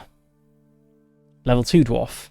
Niece to King Bartwood and second in line to the throne, Jelena is young, bold, and ambitious. She has wrung a promise from her uncle that if she returns with the Moon Tears, she will leapfrog her cousin in the race for the Dwarven throne.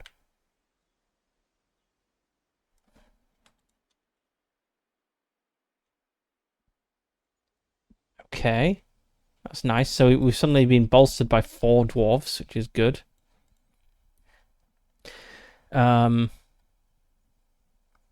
we have... So they're fighting a cave...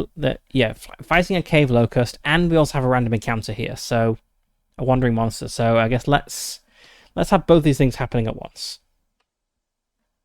So they're dealing with a cave locust and a random encounter. And our random encounter is 2 dwarf brutes searching for rats to eat.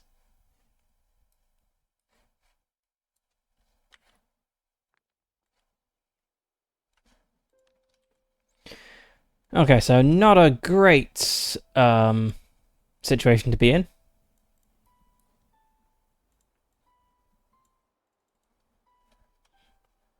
Right, so what have we got? We have 5, 5.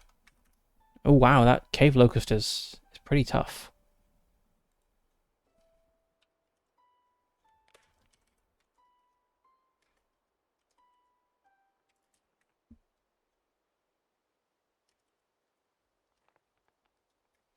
Let's say we've got them kind of distributed like this to start with. So we have 2 guards. Do you know who the strongest 2 guards? So, yeah, so for guards 2 and 3 are on the cave locust. Guard 1 is on one of the dwarf brutes, and Princess Jelena is on the other brutes. PJ. Okay. So Lon hears the sound of battle and comes in and sees this going down. He's like, I'll save you. Can he?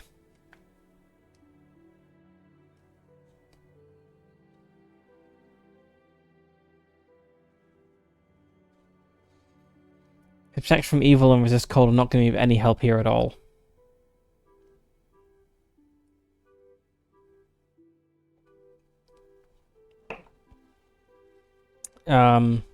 I don't think we can make use of the high-pitched noise vulnerability of the dwarf brutes because we don't have a rumor about that, so we don't know that that's a thing that they are weak to. So, okay. Let's just have Lon immediately join the other dwarf's side. And we'll enter the fray. So we have 3 sides here. We have the cave locust, the brutes, and the good guys. Okay, locust goes first, then brutes, then good guys. Cave locust. It has only 1 attack. That's nice. Does a d6 damage. He's gonna go for guard 3. But miss. Okay. Now the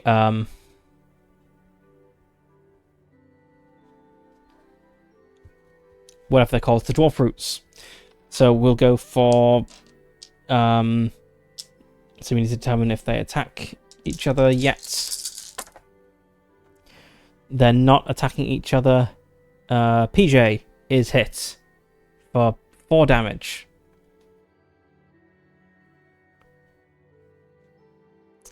Okay.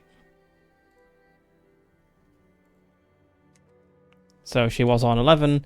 She goes down to 7. She has a healing potion, so she can chug that if the situation starts to look dire. And now it is my turn, so no one is moving. PJ, she has a hammer, so she's a melee fighter. Lon is going to chuck a sling stone at PJ's dwarf brutes. PJ's DB.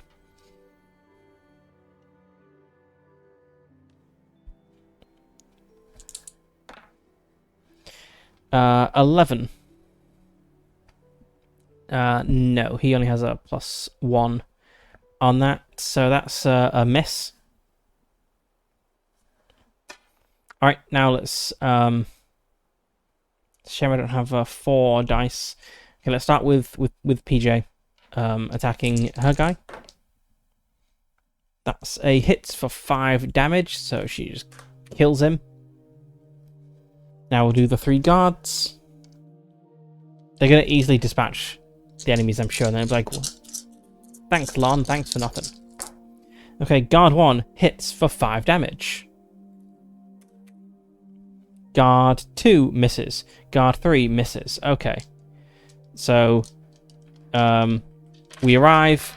So Lon, I say we. Lon arrives at kind of the tail end of this fight with the brutes, I suppose. They're quickly dispatched, but we still have this giant cave locust.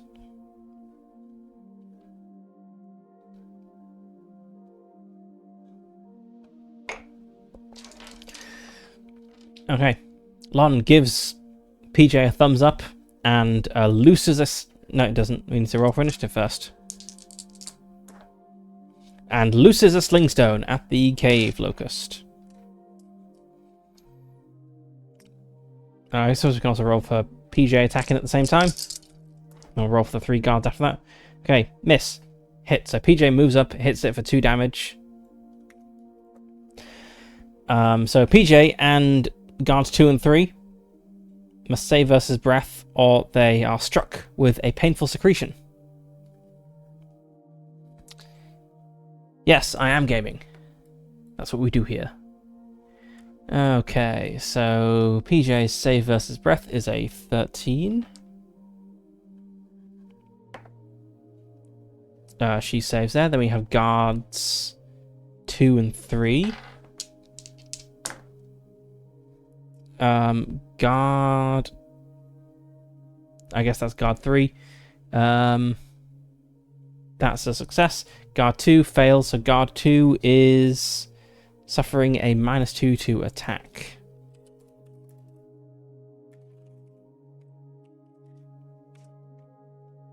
Basically for the rest of the adventure.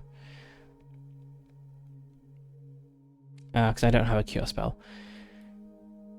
Okay. Actually, I suppose guard 1 is also affected, so let's roll for guard 1 as well. Nope, he's fine. Okay, now the 3 guards attack. And they all have D6 weapons. Yeah. Okay, 1 misses, 2 misses, 3 hits. For 5 damage. Everyone needs to save or be afflicted again.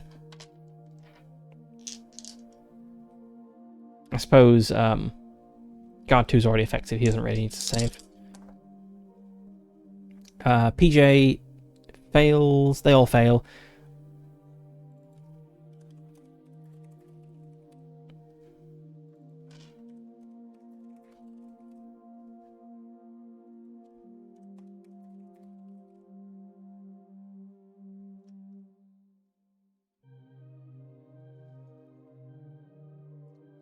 And then the cave locust gets to attack. It does have 4 targets, so let's just roll a d4 to see who it goes for. It's going for guard 1.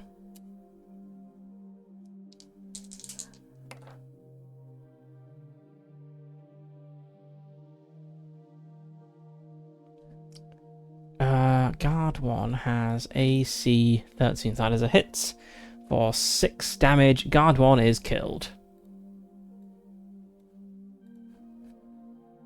Got dwarves dropping like flies in this adventure. But the thing is nearly defeated. So let's roll initiative. It does not go first. It's fine. We start with our sling attack and a weapon attack. And then all the guards do their thing. Miss, miss.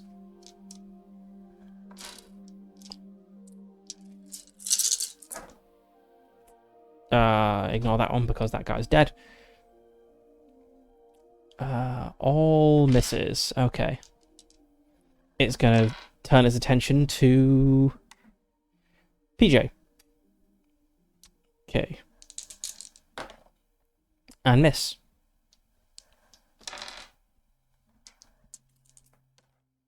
It goes again, though.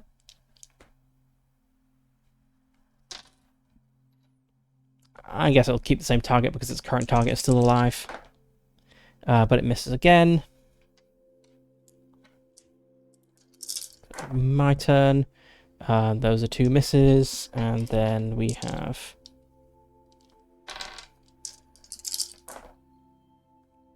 An 18 definitely hits. A 10 I don't think does hit. So it has 15 AC. We don't have a +5 to hit, so the 18 hits for 3 damage. So it was on 12, it's now on 9. Slowly whittling it down. We get to go again immediately.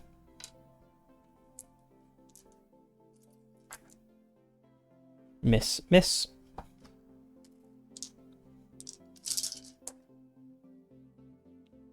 Hit, miss. So that's another 5 damage. 4 hit points. It acts, let's say it keeps its target. It misses again. My luck has turned. Characters are not dying quite so quickly now.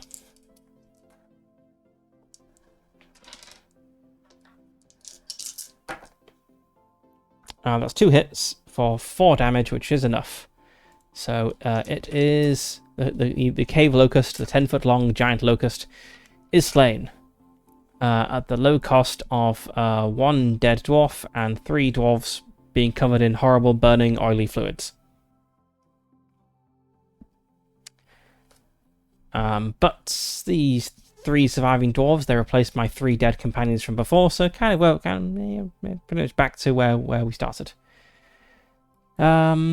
So Princess Jelena has a healing potion. Is that worth using at this point? She's down to 7 health, so she's 5 down. I think it's worth using a healing potion here. Let's see how much they heal. I think it is like a D6. Let's see, magic items, potions. D6 plus 1. Okay, that's 5. So she is back up to. What was her max? Her max was 11. Okay.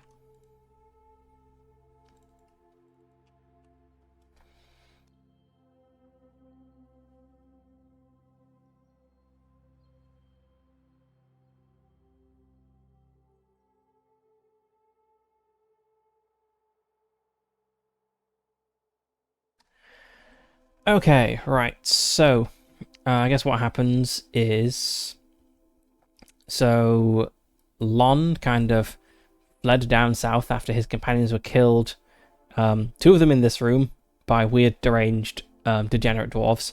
1 in this room by a crystal golem. Fled down here. Heard signs of battle in this room. Came in to find a dwarven princess and 3 guards fighting 2 more degenerate dwarves and a giant cave locust. The degenerate dwarves were quickly dispatched, but in the fight with the cave locust, 1 of the guards was slain. But now we are a team of 4 again, ready to press on. So what was the princess looking for specifically? Princess Jelena, she has wrung a promise from her uncle that if she returns with the moon tears, she will leapfrog her cousin in the race for the dwarven throne. So she's going to stick around for a while looking for those things, and also she's used up her healing potions. Let's cross that out.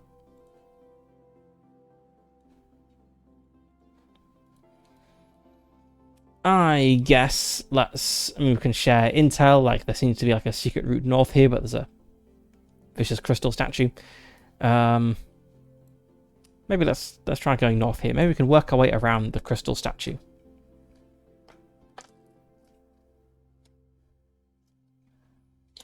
So we have a room that is 1 square east to west, 8 squares north to south, and has no exits. 1 exit.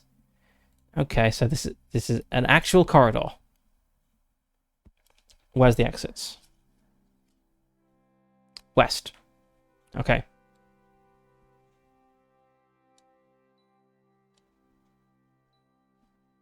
And it's an actual door. What a weird room.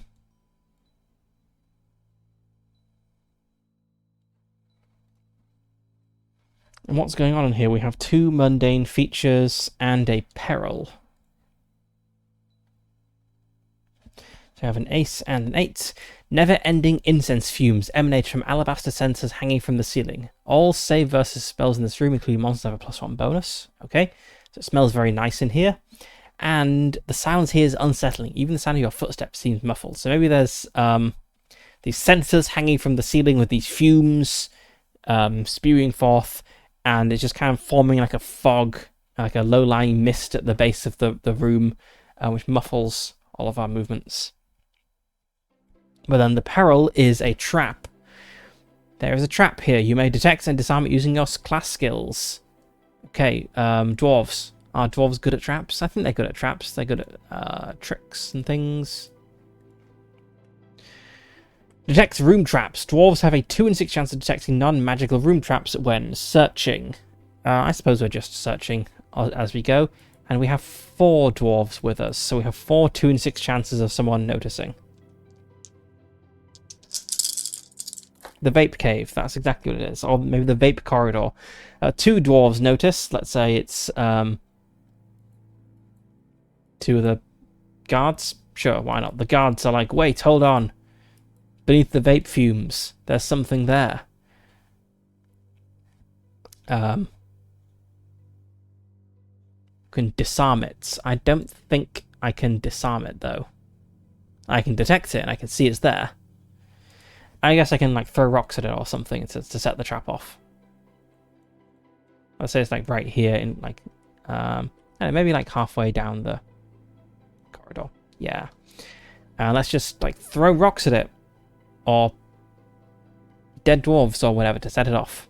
And so we chuck like a helmet at it and it lands on the trap and it's peppered with darts. Then we chuck like a shield at it and nothing happens. So we're able to press on through.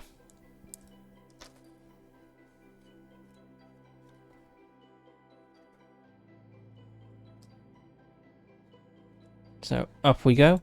This is taking us away, it looks like, from the secret area up here because the door's off to the west, but it's all random. Sure, there's nothing really. Can't read too much into what it actually means. Okay, so 9 wide, 5 tall, and 1 other door, which is a secret door. But again, we have a bunch of dwarves who are good at noticing secrets, so do they notice it? Yes, someone notices it. Let's say Lon, my PC, notices it. Okay, 9 wide, 5 tall.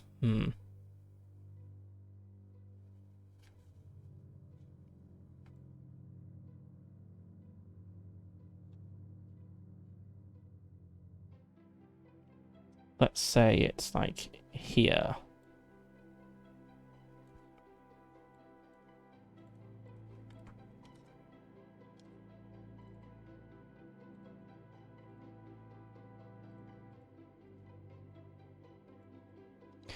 What could this room be?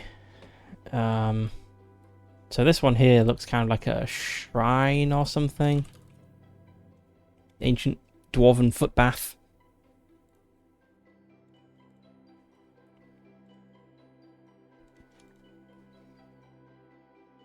I suppose if maybe it is like a footbath, or like a place to ritually wash yourself before heading deeper in.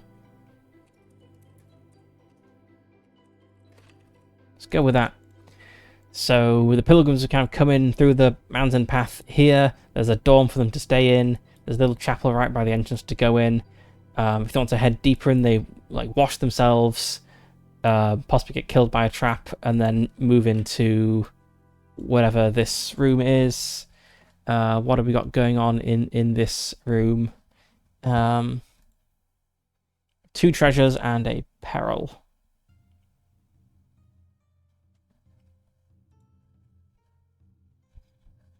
So for treasures, we have the Hand of Haggart inside a rock crystal display case. If the PCs haven't picked up rumor number 6, they might underestimate its worth, as in itself it is merely a skeletal hand covered with iron plates. Okay. And 9 is a heavy marble statue set with gemstone eyes. Okay, so we've got like a big statue thing here. And we've got like a reliquary next to it. And maybe we've got like some benches kind of facing it. Some more like sensors hanging from the ceiling. And yeah, So if it was just my character, I would have said, sure, we don't know what the hand is. But we've got someone who came here specifically to find the thing, so I think she probably does know. So what is this Hand of Haggart?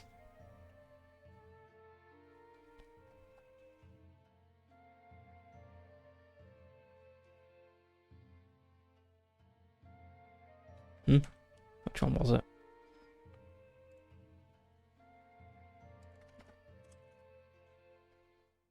It doesn't. Rumor number 6. Oh, the search wasn't picking up because it's broken over a line. Okay, it's worth 200 gold. Sure, let's stick that in my pocket. Where's my treasure list? Here's my treasure list.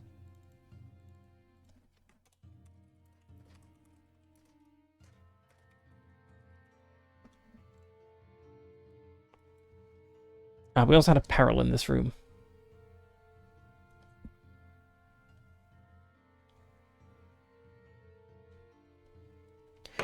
This room is riddled with strange circular holes. 8% chance of 1d4 spirit larvae attacking. Okay. They do attack. And there is one of them. What's this thing? Spirit larva. Worm-like, mindless, undead creature made of milky ectoplasm that emits a sickly glow. It is drawn to all living things on which it feeds by draining their life's force. Oh, has it got a level drain? It's got a con drain. Okay, it has surprise on 1 to 5, so it's probably going to go first. It does surprise us. Okay. Right, so combat begins. Let's pick a random victim. I guess it's going to be Lon. Actually, it's going to be anyone. I was going to say it's going to be Lon or the guards, but the princess probably up front as well. Just roll 1d4. It's Lon. Okay, so a worm thing drops from the ceiling and lands on him and starts licking him. That's very horrible. Okay, so it has a +1. 8, that'd be 9. Lon's armor class is 16. Okay, it licks him, but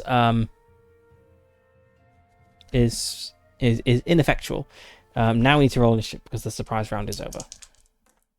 Okay, we go first. Everyone's just going to wail on the worm. I suppose Lon will punch it. But let's see if someone with a weapon can hit it first.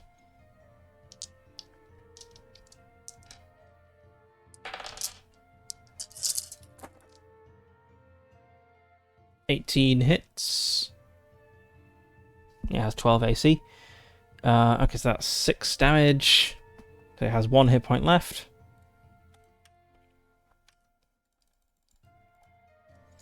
Say Lon is gonna whack it as well. And I can't remember how much a punch does. Let's say 1d4. He misses though. Okay, it attacks Lon again. 13. 14. Not successful. A tie. Let's re-roll that. Okay, it goes. It hits Lon. Okay, Constitution drain. Victims lose 1 con. It also does 1d4 damage. So Lon takes 2 damage and loses 1 con. So his con is 11, which I don't think is known to be a problem. Let's just have a quick look. Con 11, yes, that's all fine. But, so we lost 1 point of con. That's not great. and taken 2 points of damage. So I've got 5 hit points.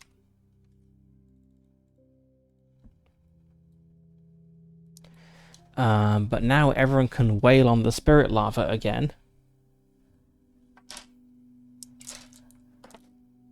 Lon crushes it beneath his fist.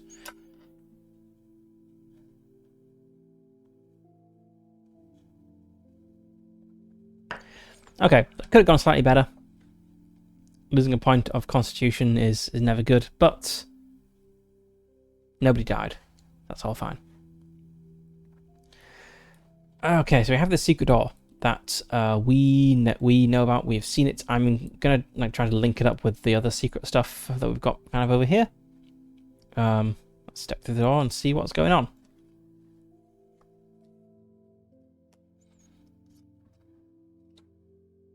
Got a corridor of some sort. With a bunch of doors, like 2 doors, I think? 3 doors. Oh.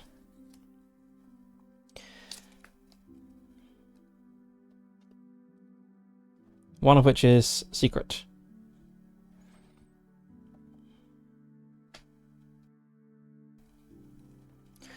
I guess my feeling about this system so far is it is a kind of interesting twist on dungeon generation. Like randomly determining the size of things and then what's in them, rather than just using like random dungeon geomorphs or whatever, but it's still not producing a very interesting dungeon. That's kind of hard to do with a random system. I also feel it would be nice to have if there's like a random table of like room descriptors. That would be very nice, because we've got the room features, but you don't always get those, and I don't know, it'd just be nice to have something, like a little something for every single room indicating what it is. Anyway, exits from this room. We have 1 to the east, perfect. We have 1 to the south, I guess we'll say that's the one we just come in by. 1 secret one. Let's say we've got another secret door like at this end. So it's 8 wide.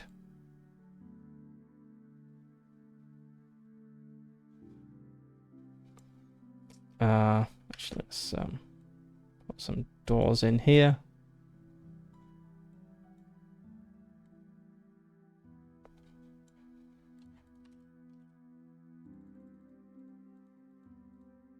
Secret door here. We've got 2 mundane features and a treasure.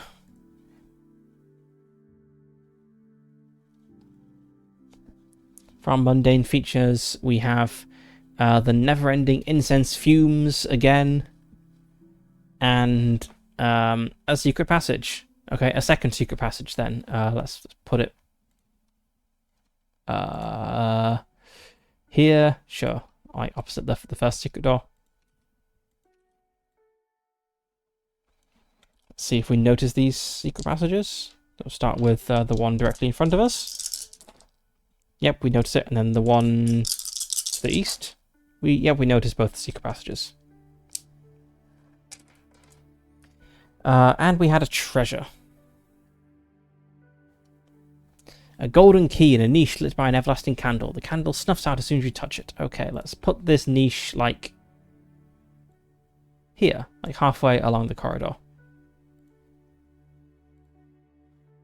So we take this golden key. Get us into Willy Wonka's chocolate factory.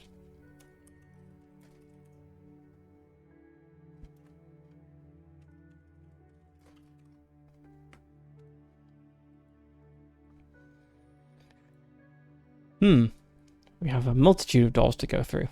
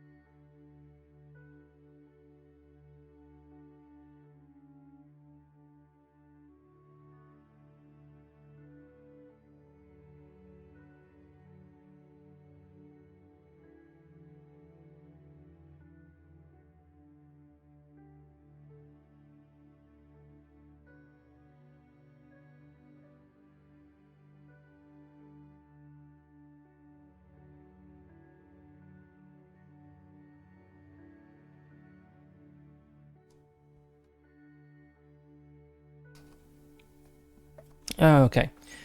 Slightly weirdly shaped room here, but that's okay. Dungeons are meant to be weirdly shaped. Like we are going to be able to join this up, which is nice. Kind of satisfying. We have 2 mundane features and a peril. Okay.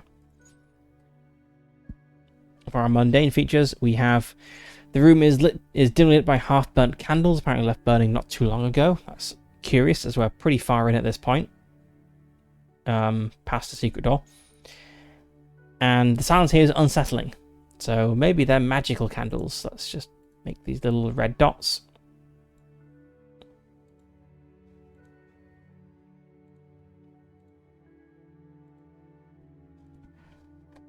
Maybe the peril is the thing that left the candles.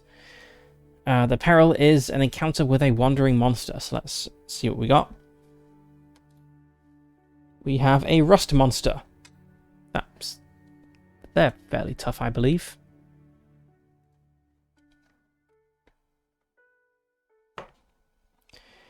Yeah, 5 hit dice. We don't want to deal with that thing. Let's just back out of the room.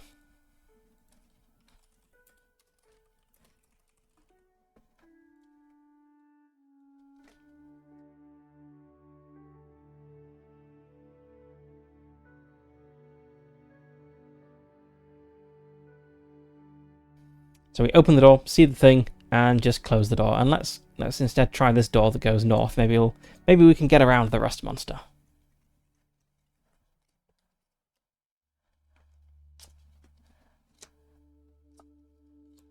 Wow, very nearly used up my room shape deck. Just a couple more rooms and it'll be done. Okay, I think that's 2 exits, a 6. Yep.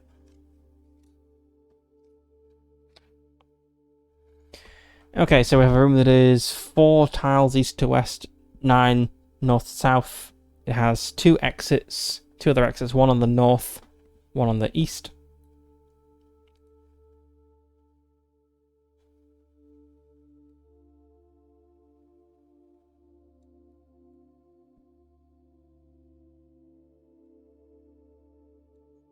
Now let's have another door here, and then the east one.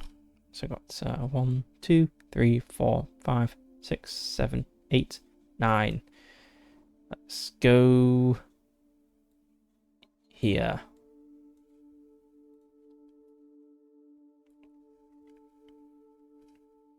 Two mundane things and another peril. Hopefully not another rust monster, that would be sad. The room is partially flooded. Okay, although the source of the water is unclear. Let's put down some water in here.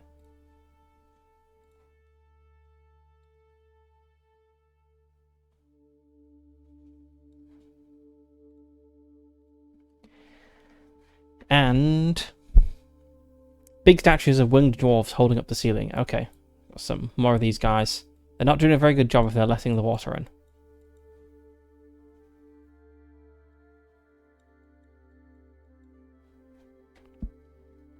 And for our peril, we have an encounter with a rust monster. Oh my god, 2 rust monsters in adjacent rooms. What is this, Rust Monster Central? Let's just back out of this door then. And then we'll go around this way. We'll try going north this way.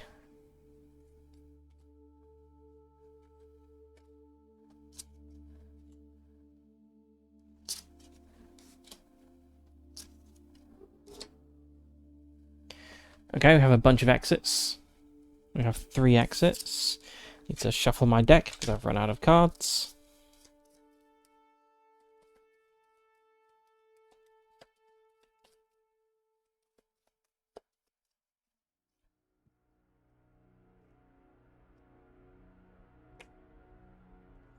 And so we definitely have like a kind of corridor style thing here. Because it is 1 wide and 4 tall. Our exits, we have 1 secret door, which I'll put the secret door like probably into this internal space. Let's see, we have a opening to the south. That's got to be this door. It's only 1 wide, and we have an opening to the north. It's an archway to the north, and let's say we got a secret door here to the east.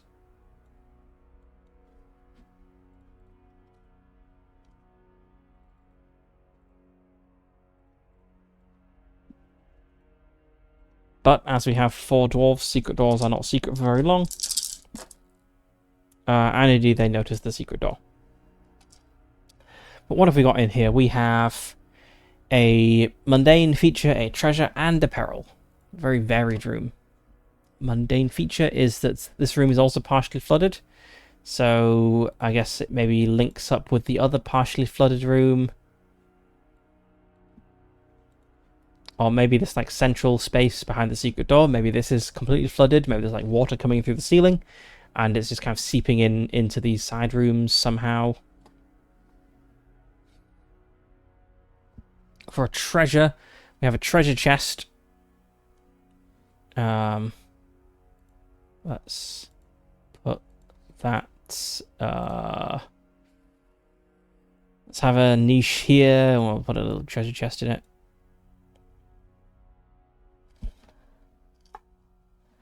Got a black card, so the lock must be picked or bashed. With a strength of at least 14.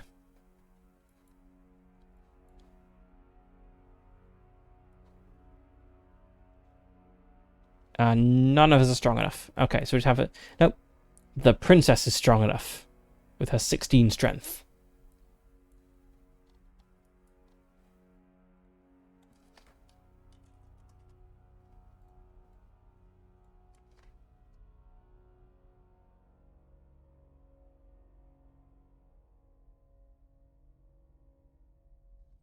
And then we have a peril. Peril number 10. Roll a unique event. Nice. So it's not a peril after all. It's just a thing. 5. The room contains a 10-foot tall alabaster idol depicting Huga. One of its eyes is missing, leaving a hollow socket. Placing an alabaster eye within it, the heavy idol gives a slow and mystical wink and slides aside. It holds a finely wrought dwarven axe +1. Okay, we don't have an eye. Maybe we have like a statue here. So we have what? Unique events 5 here, and then we have treasure ace here, which needs strength 14. So we have this kind of niche with a statue in it, and in front of the statue there is a chest, and the statue itself conceals a thing. Nice.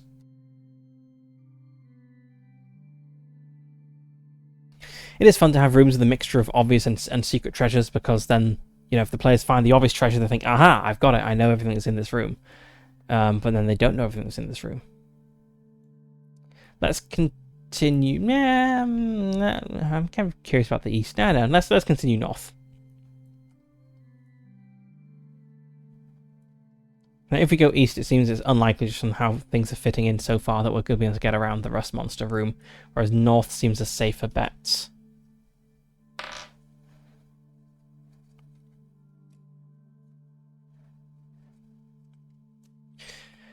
Let's see. In terms of dungeon design, how do I feel about this?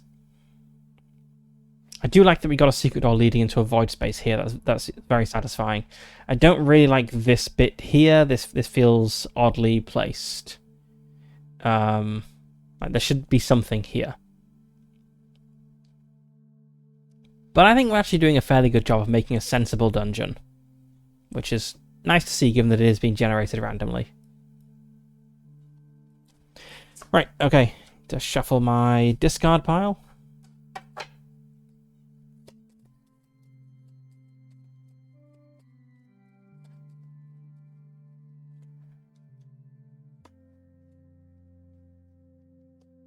Okay, almost a square room.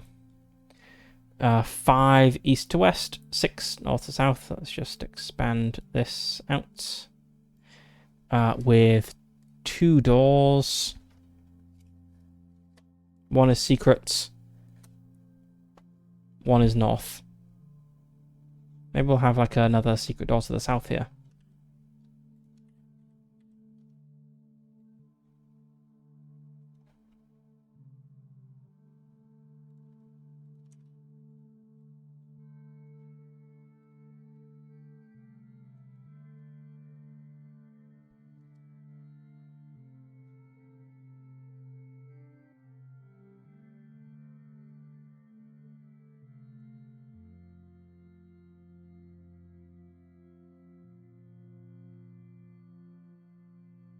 Okay, and then we have 2 mundane features and a treasure. So quite a nice room, I suppose.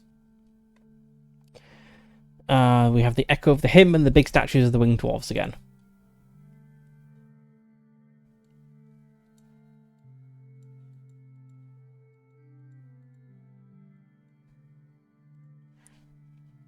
Then our treasure is a weapon rack with chainmail, silver javelin, and a short sword. Okay.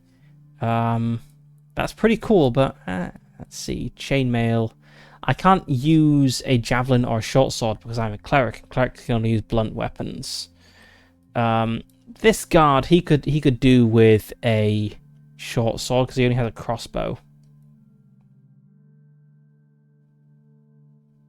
We're all good for armor. So yeah, let's see, this guy's got a short sword now.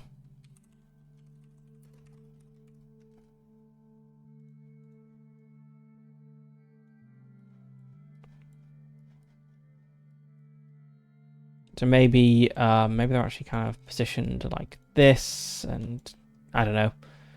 Maybe got like one in each corner. These big wing statues.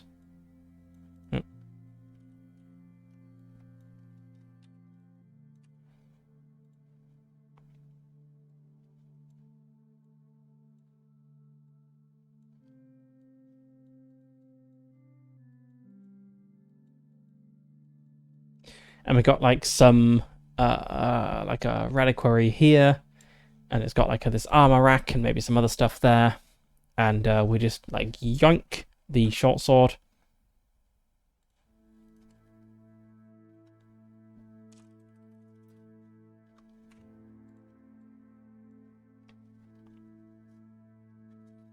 Do we notice the secret door? Almost certainly. Yes.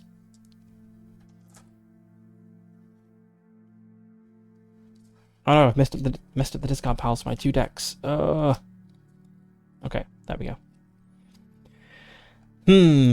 Again, I do like that we've got this space building up here in this room in this void space, but again, it's not going to get us further east, so let's just keep going north.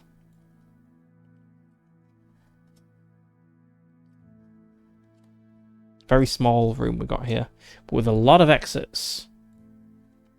3 of them. Little crossroad style room.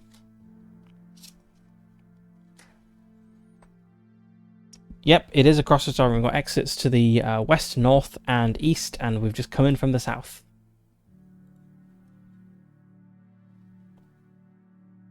So it's what, 3 east to west, 2 north to south.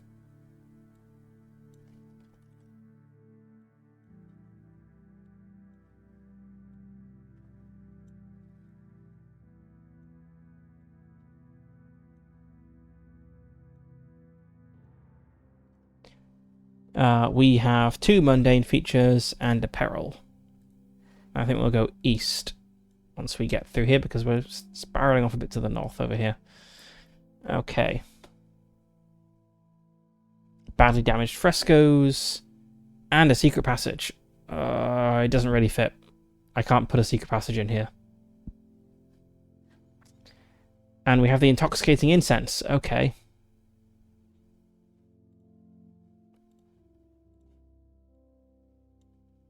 We also had intoxicating incense down here. Oops. So we just have to go. We can't hang around or we'll be incensed. We'll be too stoned to do anything in this dungeon. So just burst through the door to the east.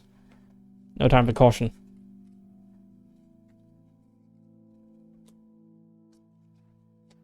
Big room. Very big room. All archways, only 1 other exit. Which is east. Perfect. Okay. Right, let's assume we're kind of coming in at the northern end, I guess.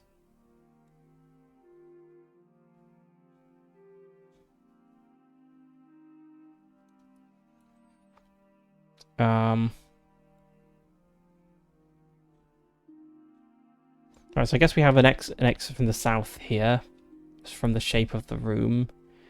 Then let's have the eastern exit, like here.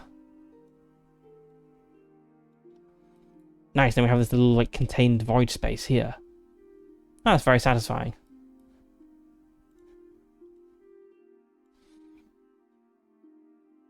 Okay, and then for what we have in here, we have a mundane thing, a treasure, and a peril.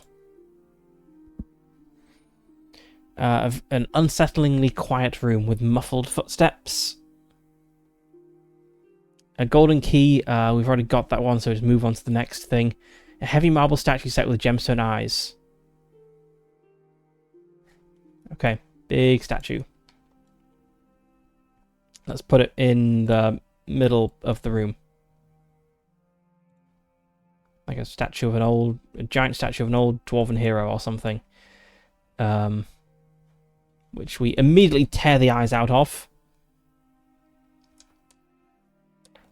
2 eyes, each worth 20 GP.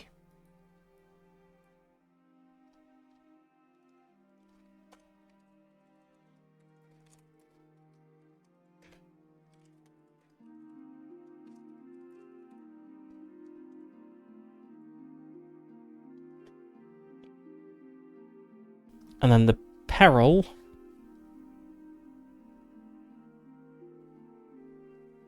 is a wandering monster. Please don't be a rust monster. Please. Please don't be a rust monster. Tomb robbers. Okay. Brigands. Let's find those guys and kill them. Brigand. Okay.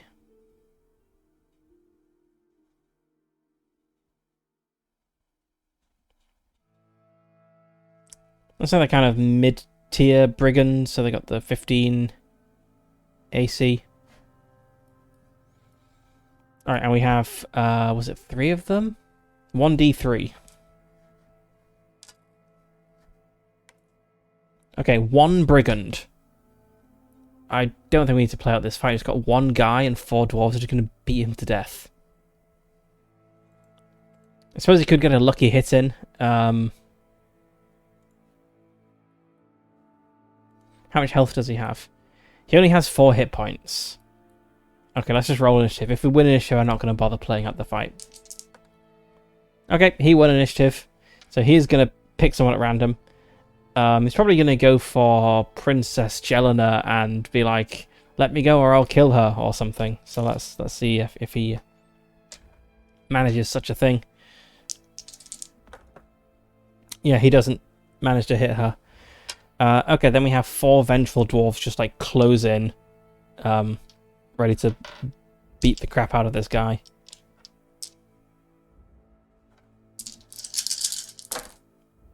And he doesn't make it.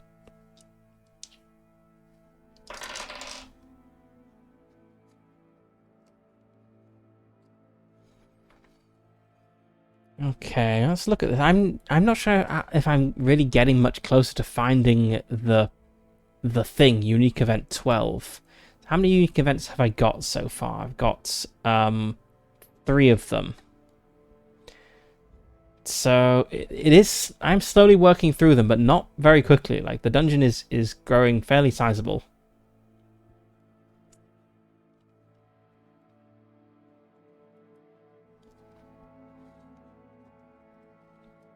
And I was thinking maybe we'll get through this really quickly and then we'll get to play the second dungeon, but I'm not even confident we'll manage this one.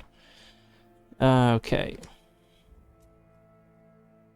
We only have 1 other exit, and that exit is south, which it's not south because we don't have a door opening to the south, so I guess I'll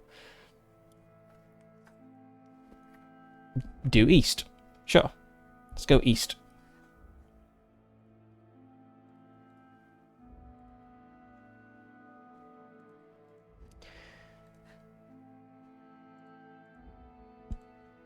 Alright, what have we got here? So, room that is 7 wide, 4 tall.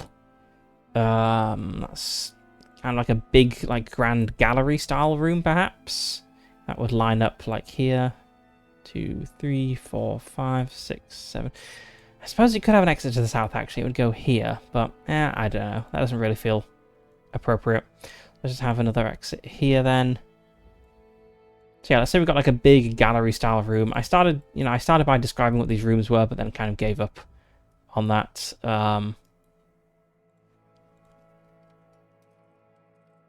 Gallery.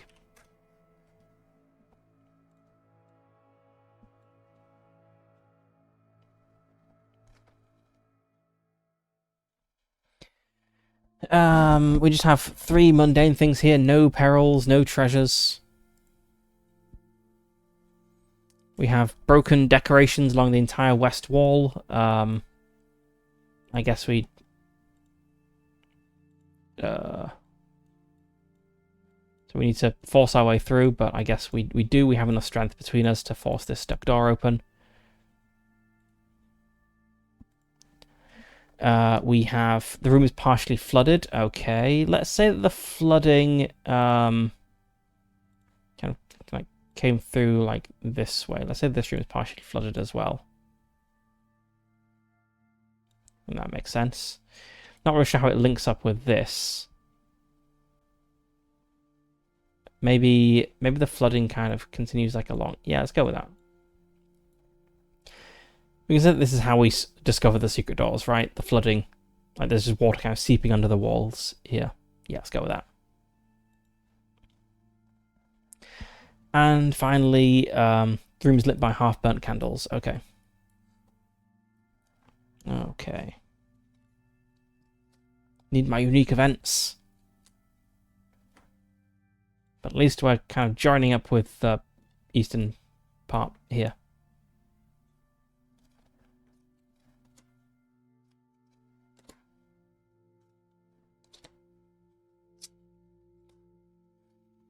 I will be right back.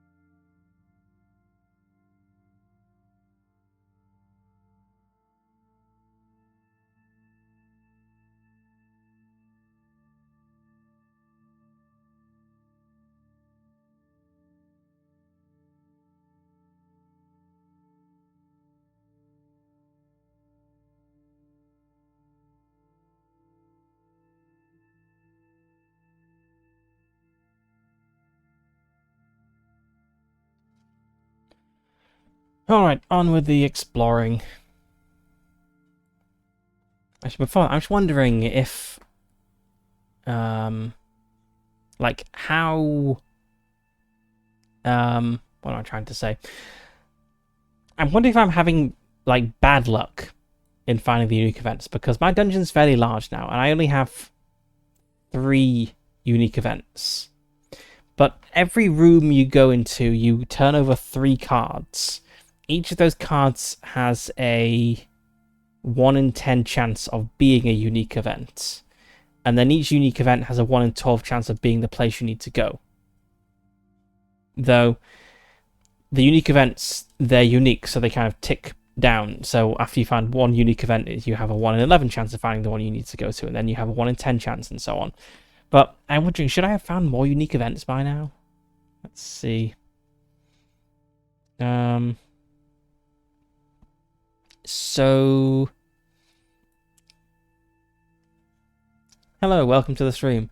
So let's see. So if each card we turn over has a 1 in 10 chance, and we turn over 3 cards. Oh god, can I remember how probability works? It's not a 3 in 10. Actually, they are unique events. Maybe it.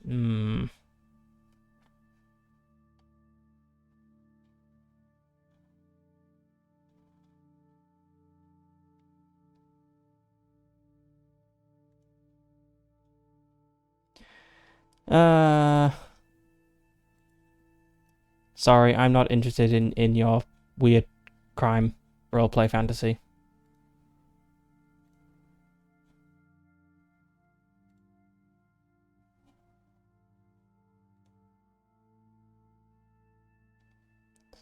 Get rid of that.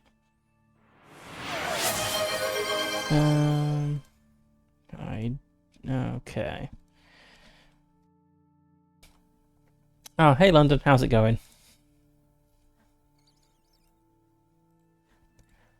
I was just attempting to think about probability and then realised I don't remember enough probability to think about probability. Approaching 3 hours into a stream on a warm summer evening. I am playing a system called Dark Dungeon Delvers, which is a kind of dungeon generation system, which comes with a couple of random dungeons in the book. And I'm not feeling very close to completing this dungeon, so I'm not sure if it's intended to be like a slow experience or if I'm just being unlucky with it. But I will press on for the time being, at least. Went to the bone twister. I hope your bones have been twisted and snapped, cracked and popped. Right, let's go through this door to the east and see where we get. And hopefully, yeah, I should be able to join it up with this here to make a somewhat sensible dungeon.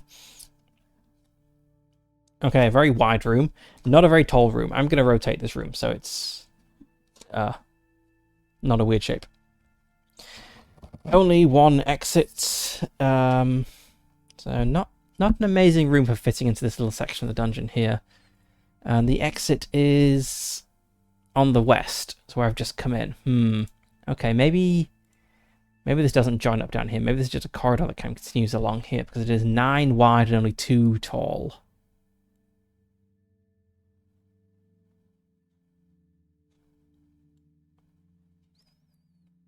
Kind of need a new exit though. I guess it's not really a dead end because there's other doors. There's just rust monsters by them. Okay, well, so we have a room here. No, I can orient this room slightly differently. You can have a door here.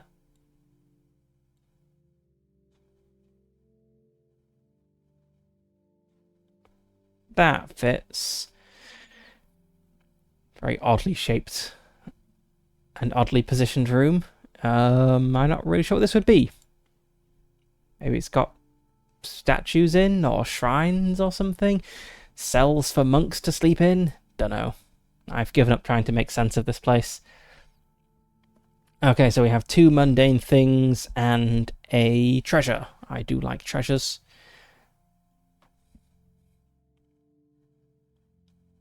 Do we have broken sacred decorations along the entire west wall? I'm going to randomly determine which wall it is because we had so many of these.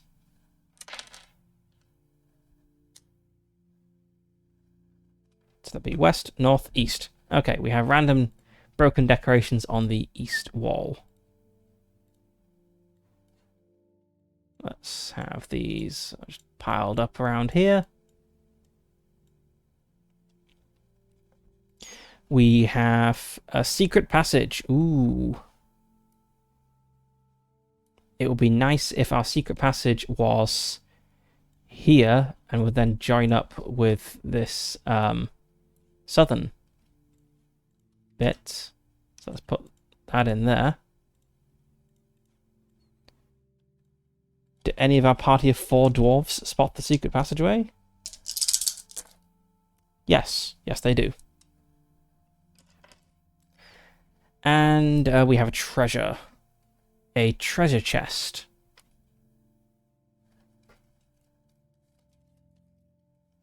Need to draw a card to determine if it is locked or not.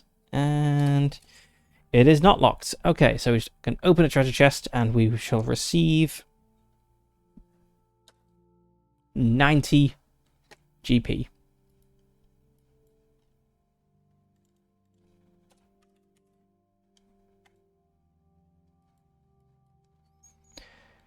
Okay, let's go through this door to the south, because we have this like little area down here that we've not really been able to get into because there's monsters around. Who knows? Maybe there's something good. So the way this works is when I go into a new room, I turn over 3 cards to determine the width, height. I guess not really height, but the east to west size, the north to south size, and the number of doors. Here we've got a room that is 4 squares by 10 squares with 3 exits, and then turn over more cards to see where those exits are. So we have a secret door. We have a north door. I guess that's the one we came in. It doesn't really make sense for there to be another north door in this case. And west. Okay. We can make the west one link up here. That's fine. And then 10. 1, 2, 3, 4, 5, 6, 7, 8, 9. I guess it kind of has to stop like 1 square up. Let's stop it here. 1, 2, 3, 4, 5, 6, 7, 8, 9. Let's cut it off here. So it doesn't quite fit that, but it's close enough. And then we have 1 mundane feature and 2 perils. This room is also partially flooded. Okay, makes sense. The flooded rust monster room is right through that door. So let's say that's kind of continued through here.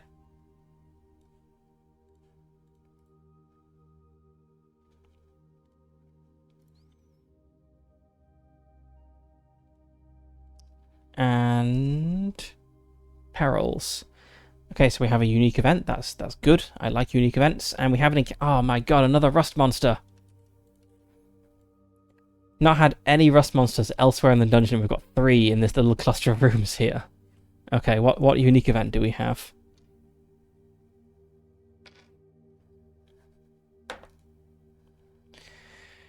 This chapel, desecrated long ago, possibly by rust monsters, has become a temple devoted to a dark entity, manifesting instantly. All exits slam shut.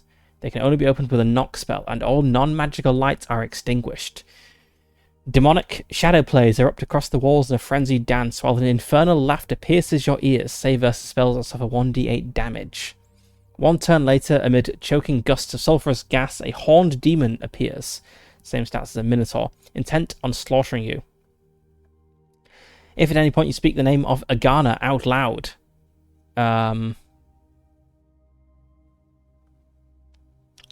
we've not found this one that would tell us about Agana, so we're not going to do that. All the manifestations end and the doors open. The same because the demon is slain. Okay, so horrible demon temple. Nice. To have a rust monster and a demon.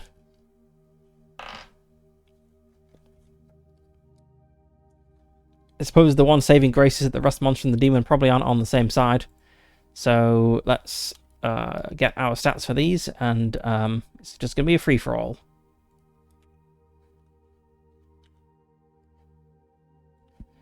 So we have our...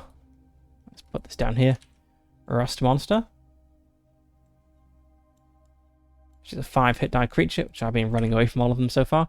And we have a Minotaur, which is a 6 hit die creature. Delightful.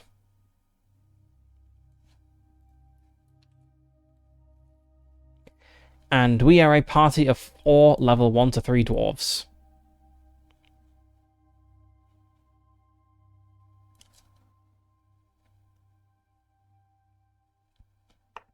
So I'm not very confident on this.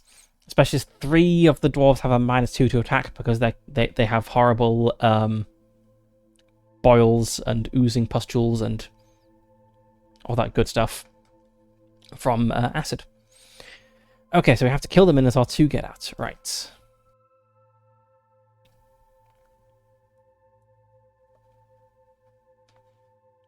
Well, it's going to be a 3-way battle, so... This is a good time, I think, for Lon to read his Protection from Evil scroll, because then the demon won't be able to touch him. The Rust Monster still will be able to, but the demon won't. Okay, so Lon is reading a scroll. No other declarations, I don't think. Okay, so Rust Monster goes first, then we do, then the demon does. I suppose the real question is, does the Rust Monster go for us or for the demon? I don't think there's anything that would make it obviously go for one or the other. Let's see. Oh, we also save versus spells or suffer damage. Let's do that first. Let's start with the Rust Monster. A 6. Its spell save is 16. Okay, the Rust Monster bleeds from the ears for 5 damage.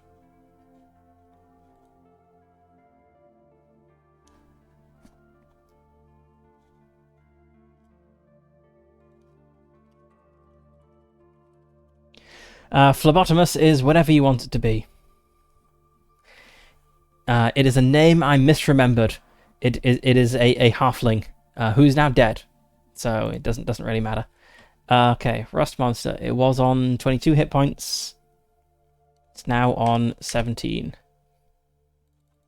Maybe it'll go for the demon, since the demon's laughter is what hurt it. Then I have 4 dwarves who need to save versus spells, but I don't have 4 d20s out, so let's start with Lon. He fails his save versus spells, so he's taking... Oh my god, he's dead. He just bleeds from the ears and dies. Just hemorrhaging blood, collapses onto the ground. Okay, that's all of my original characters gone. So it's just 3 NPCs who I picked up along the way now. Alright, then let's roll... Oh, I threw a die at myself. Where's it gone? Where's my D8 gone? What? Oh, there it is. Okay, these guys... success. Then we got guard 2, failure. Then we got guard 3, failure. Okay, so guards 2 and 3 are gonna bleed from the ears.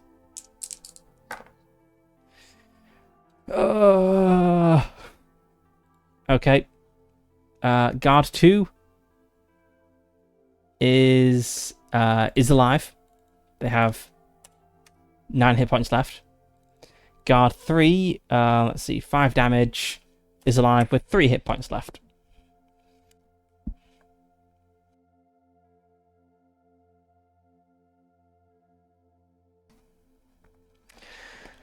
Right, okay, the Rust Monster. I think the Rust Monster is likely to go for the Minotaur. Since the Minotaur appeared, laughed, and the Rust Monster started bleeding from the ears. But I'm also biased. It would be very convenient for me if the Rust Monster went for the demon. So I'm gonna roll a d6. I'll give it a 4 in 6 chance of attacking the Minotaur. Yeah, okay, so the Rust Monster is going to attack the Minotaur, and the Rust Monster is going first. So let's see, it only has 1 attack, and okay, it doesn't actually deal damage, it just rusts things.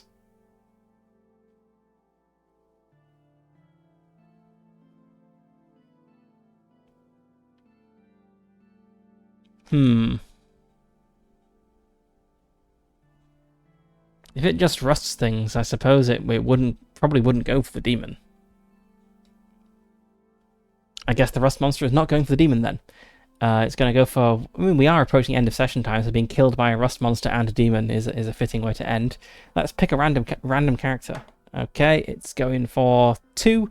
It's going for guard number 2. It's going to be rusted. Right, so that's got a +4 to hit. But it misses. Okay, now the dwarves go. The dwarves are all going to go for the Minotaur, I suppose. I keep saying Minotaur. It's a demon. Demon Minotaur.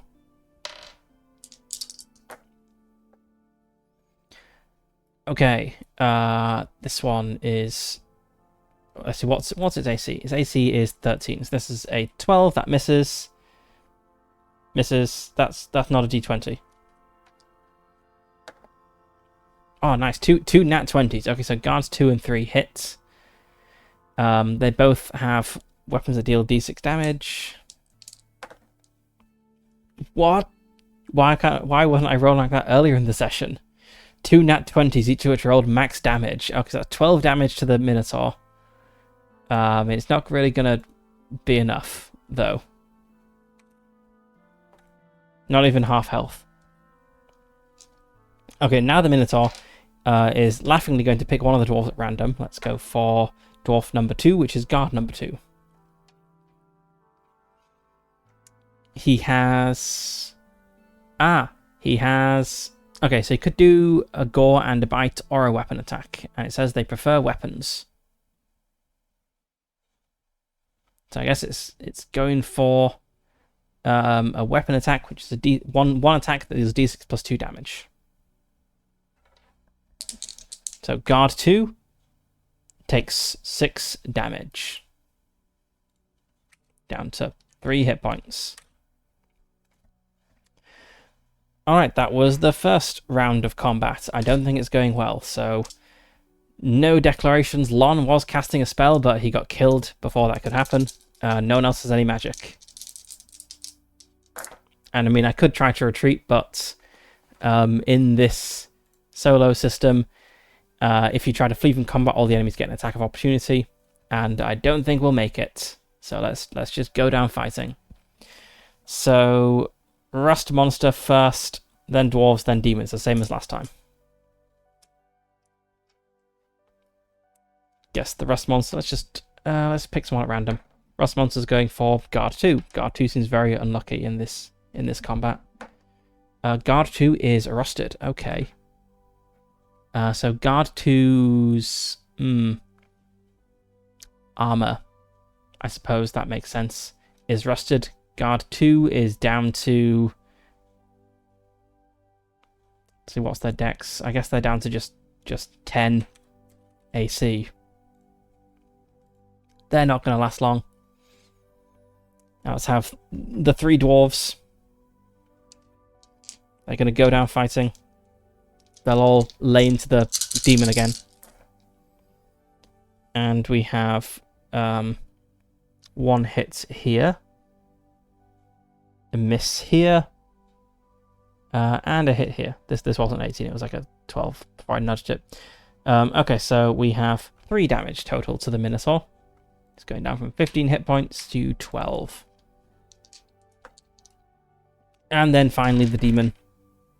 Let's say it sticks with its target. It's going to go with guard 2 again. But misses. Hang on. It has a plus... It has a +5 to hit. Guard 2 no longer has armor. Okay, guard 2 is hit and is killed.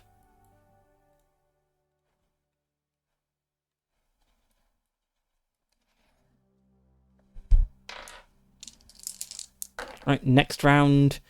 Okay, rust monster, then demon, then dwarves. They may not even get a turn. Poor guys.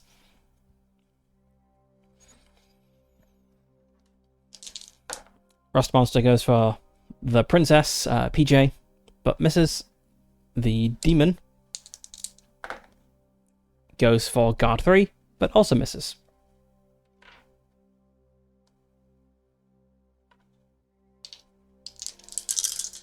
There you go for the demon. We get 1 hit for 4 damage. Okay. Whittling down the demon.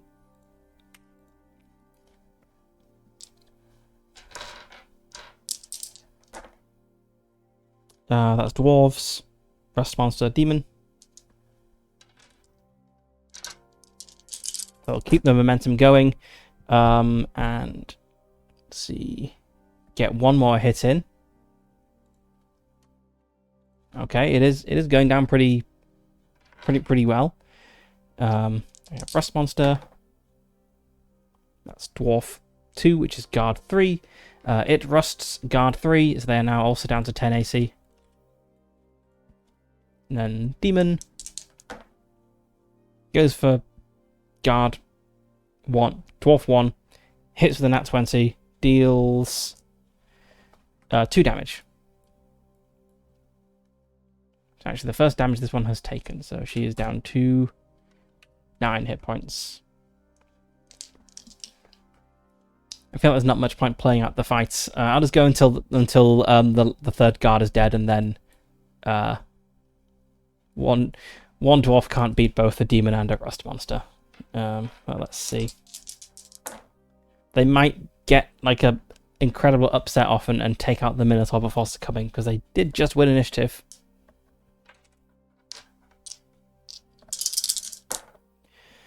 Um, 16. It has 13 AC. Okay, that's fine. And indeed, they do. They just take out the demon.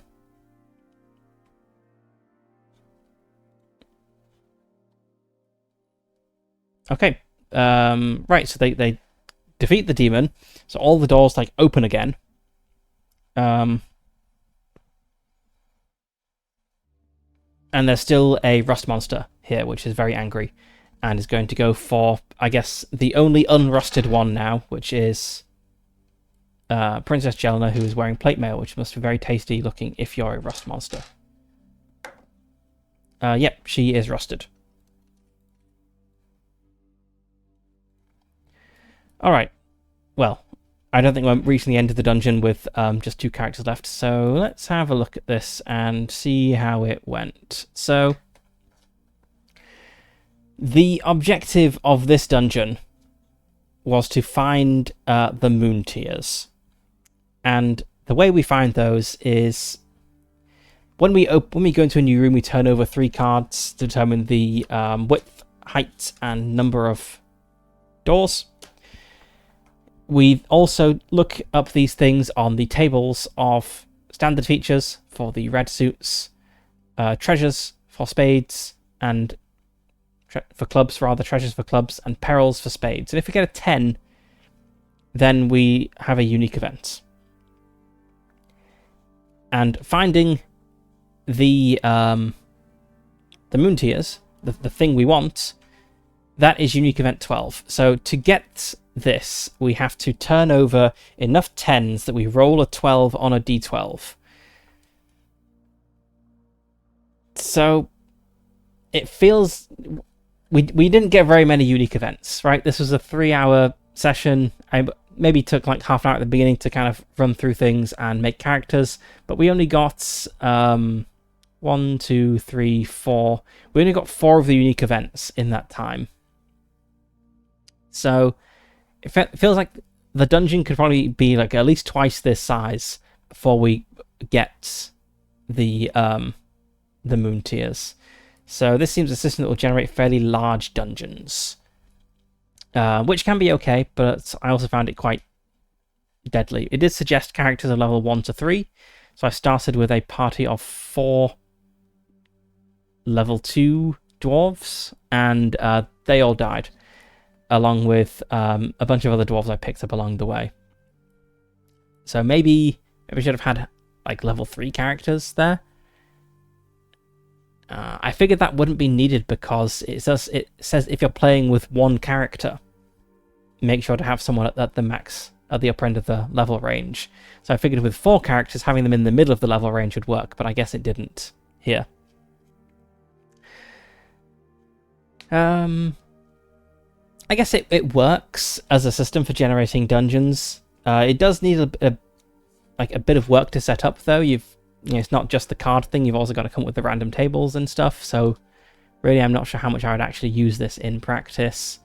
And I did also feel that it would be nice if it helps me work out what each room was. So this is ostensibly an abandoned like temple, but something that would have gone a long way would have been just like a table of like room purposes. Like, this is a dormitory, this is a chapel, this is a refectory, whatever, just to kind of help figure things out as we went. So, not exactly rushing to play this again. I might in the future. It was okay, but nothing special, I guess. But yeah, I suppose we'll end it here. Just in perfect time for the next ad break coming up. Let's see. Let's go raid into Side Array before the ads start. So, Side Array is a psychology VTuber currently playing Power Simulator. So, we'll go there. Thanks for watching, and see you next time.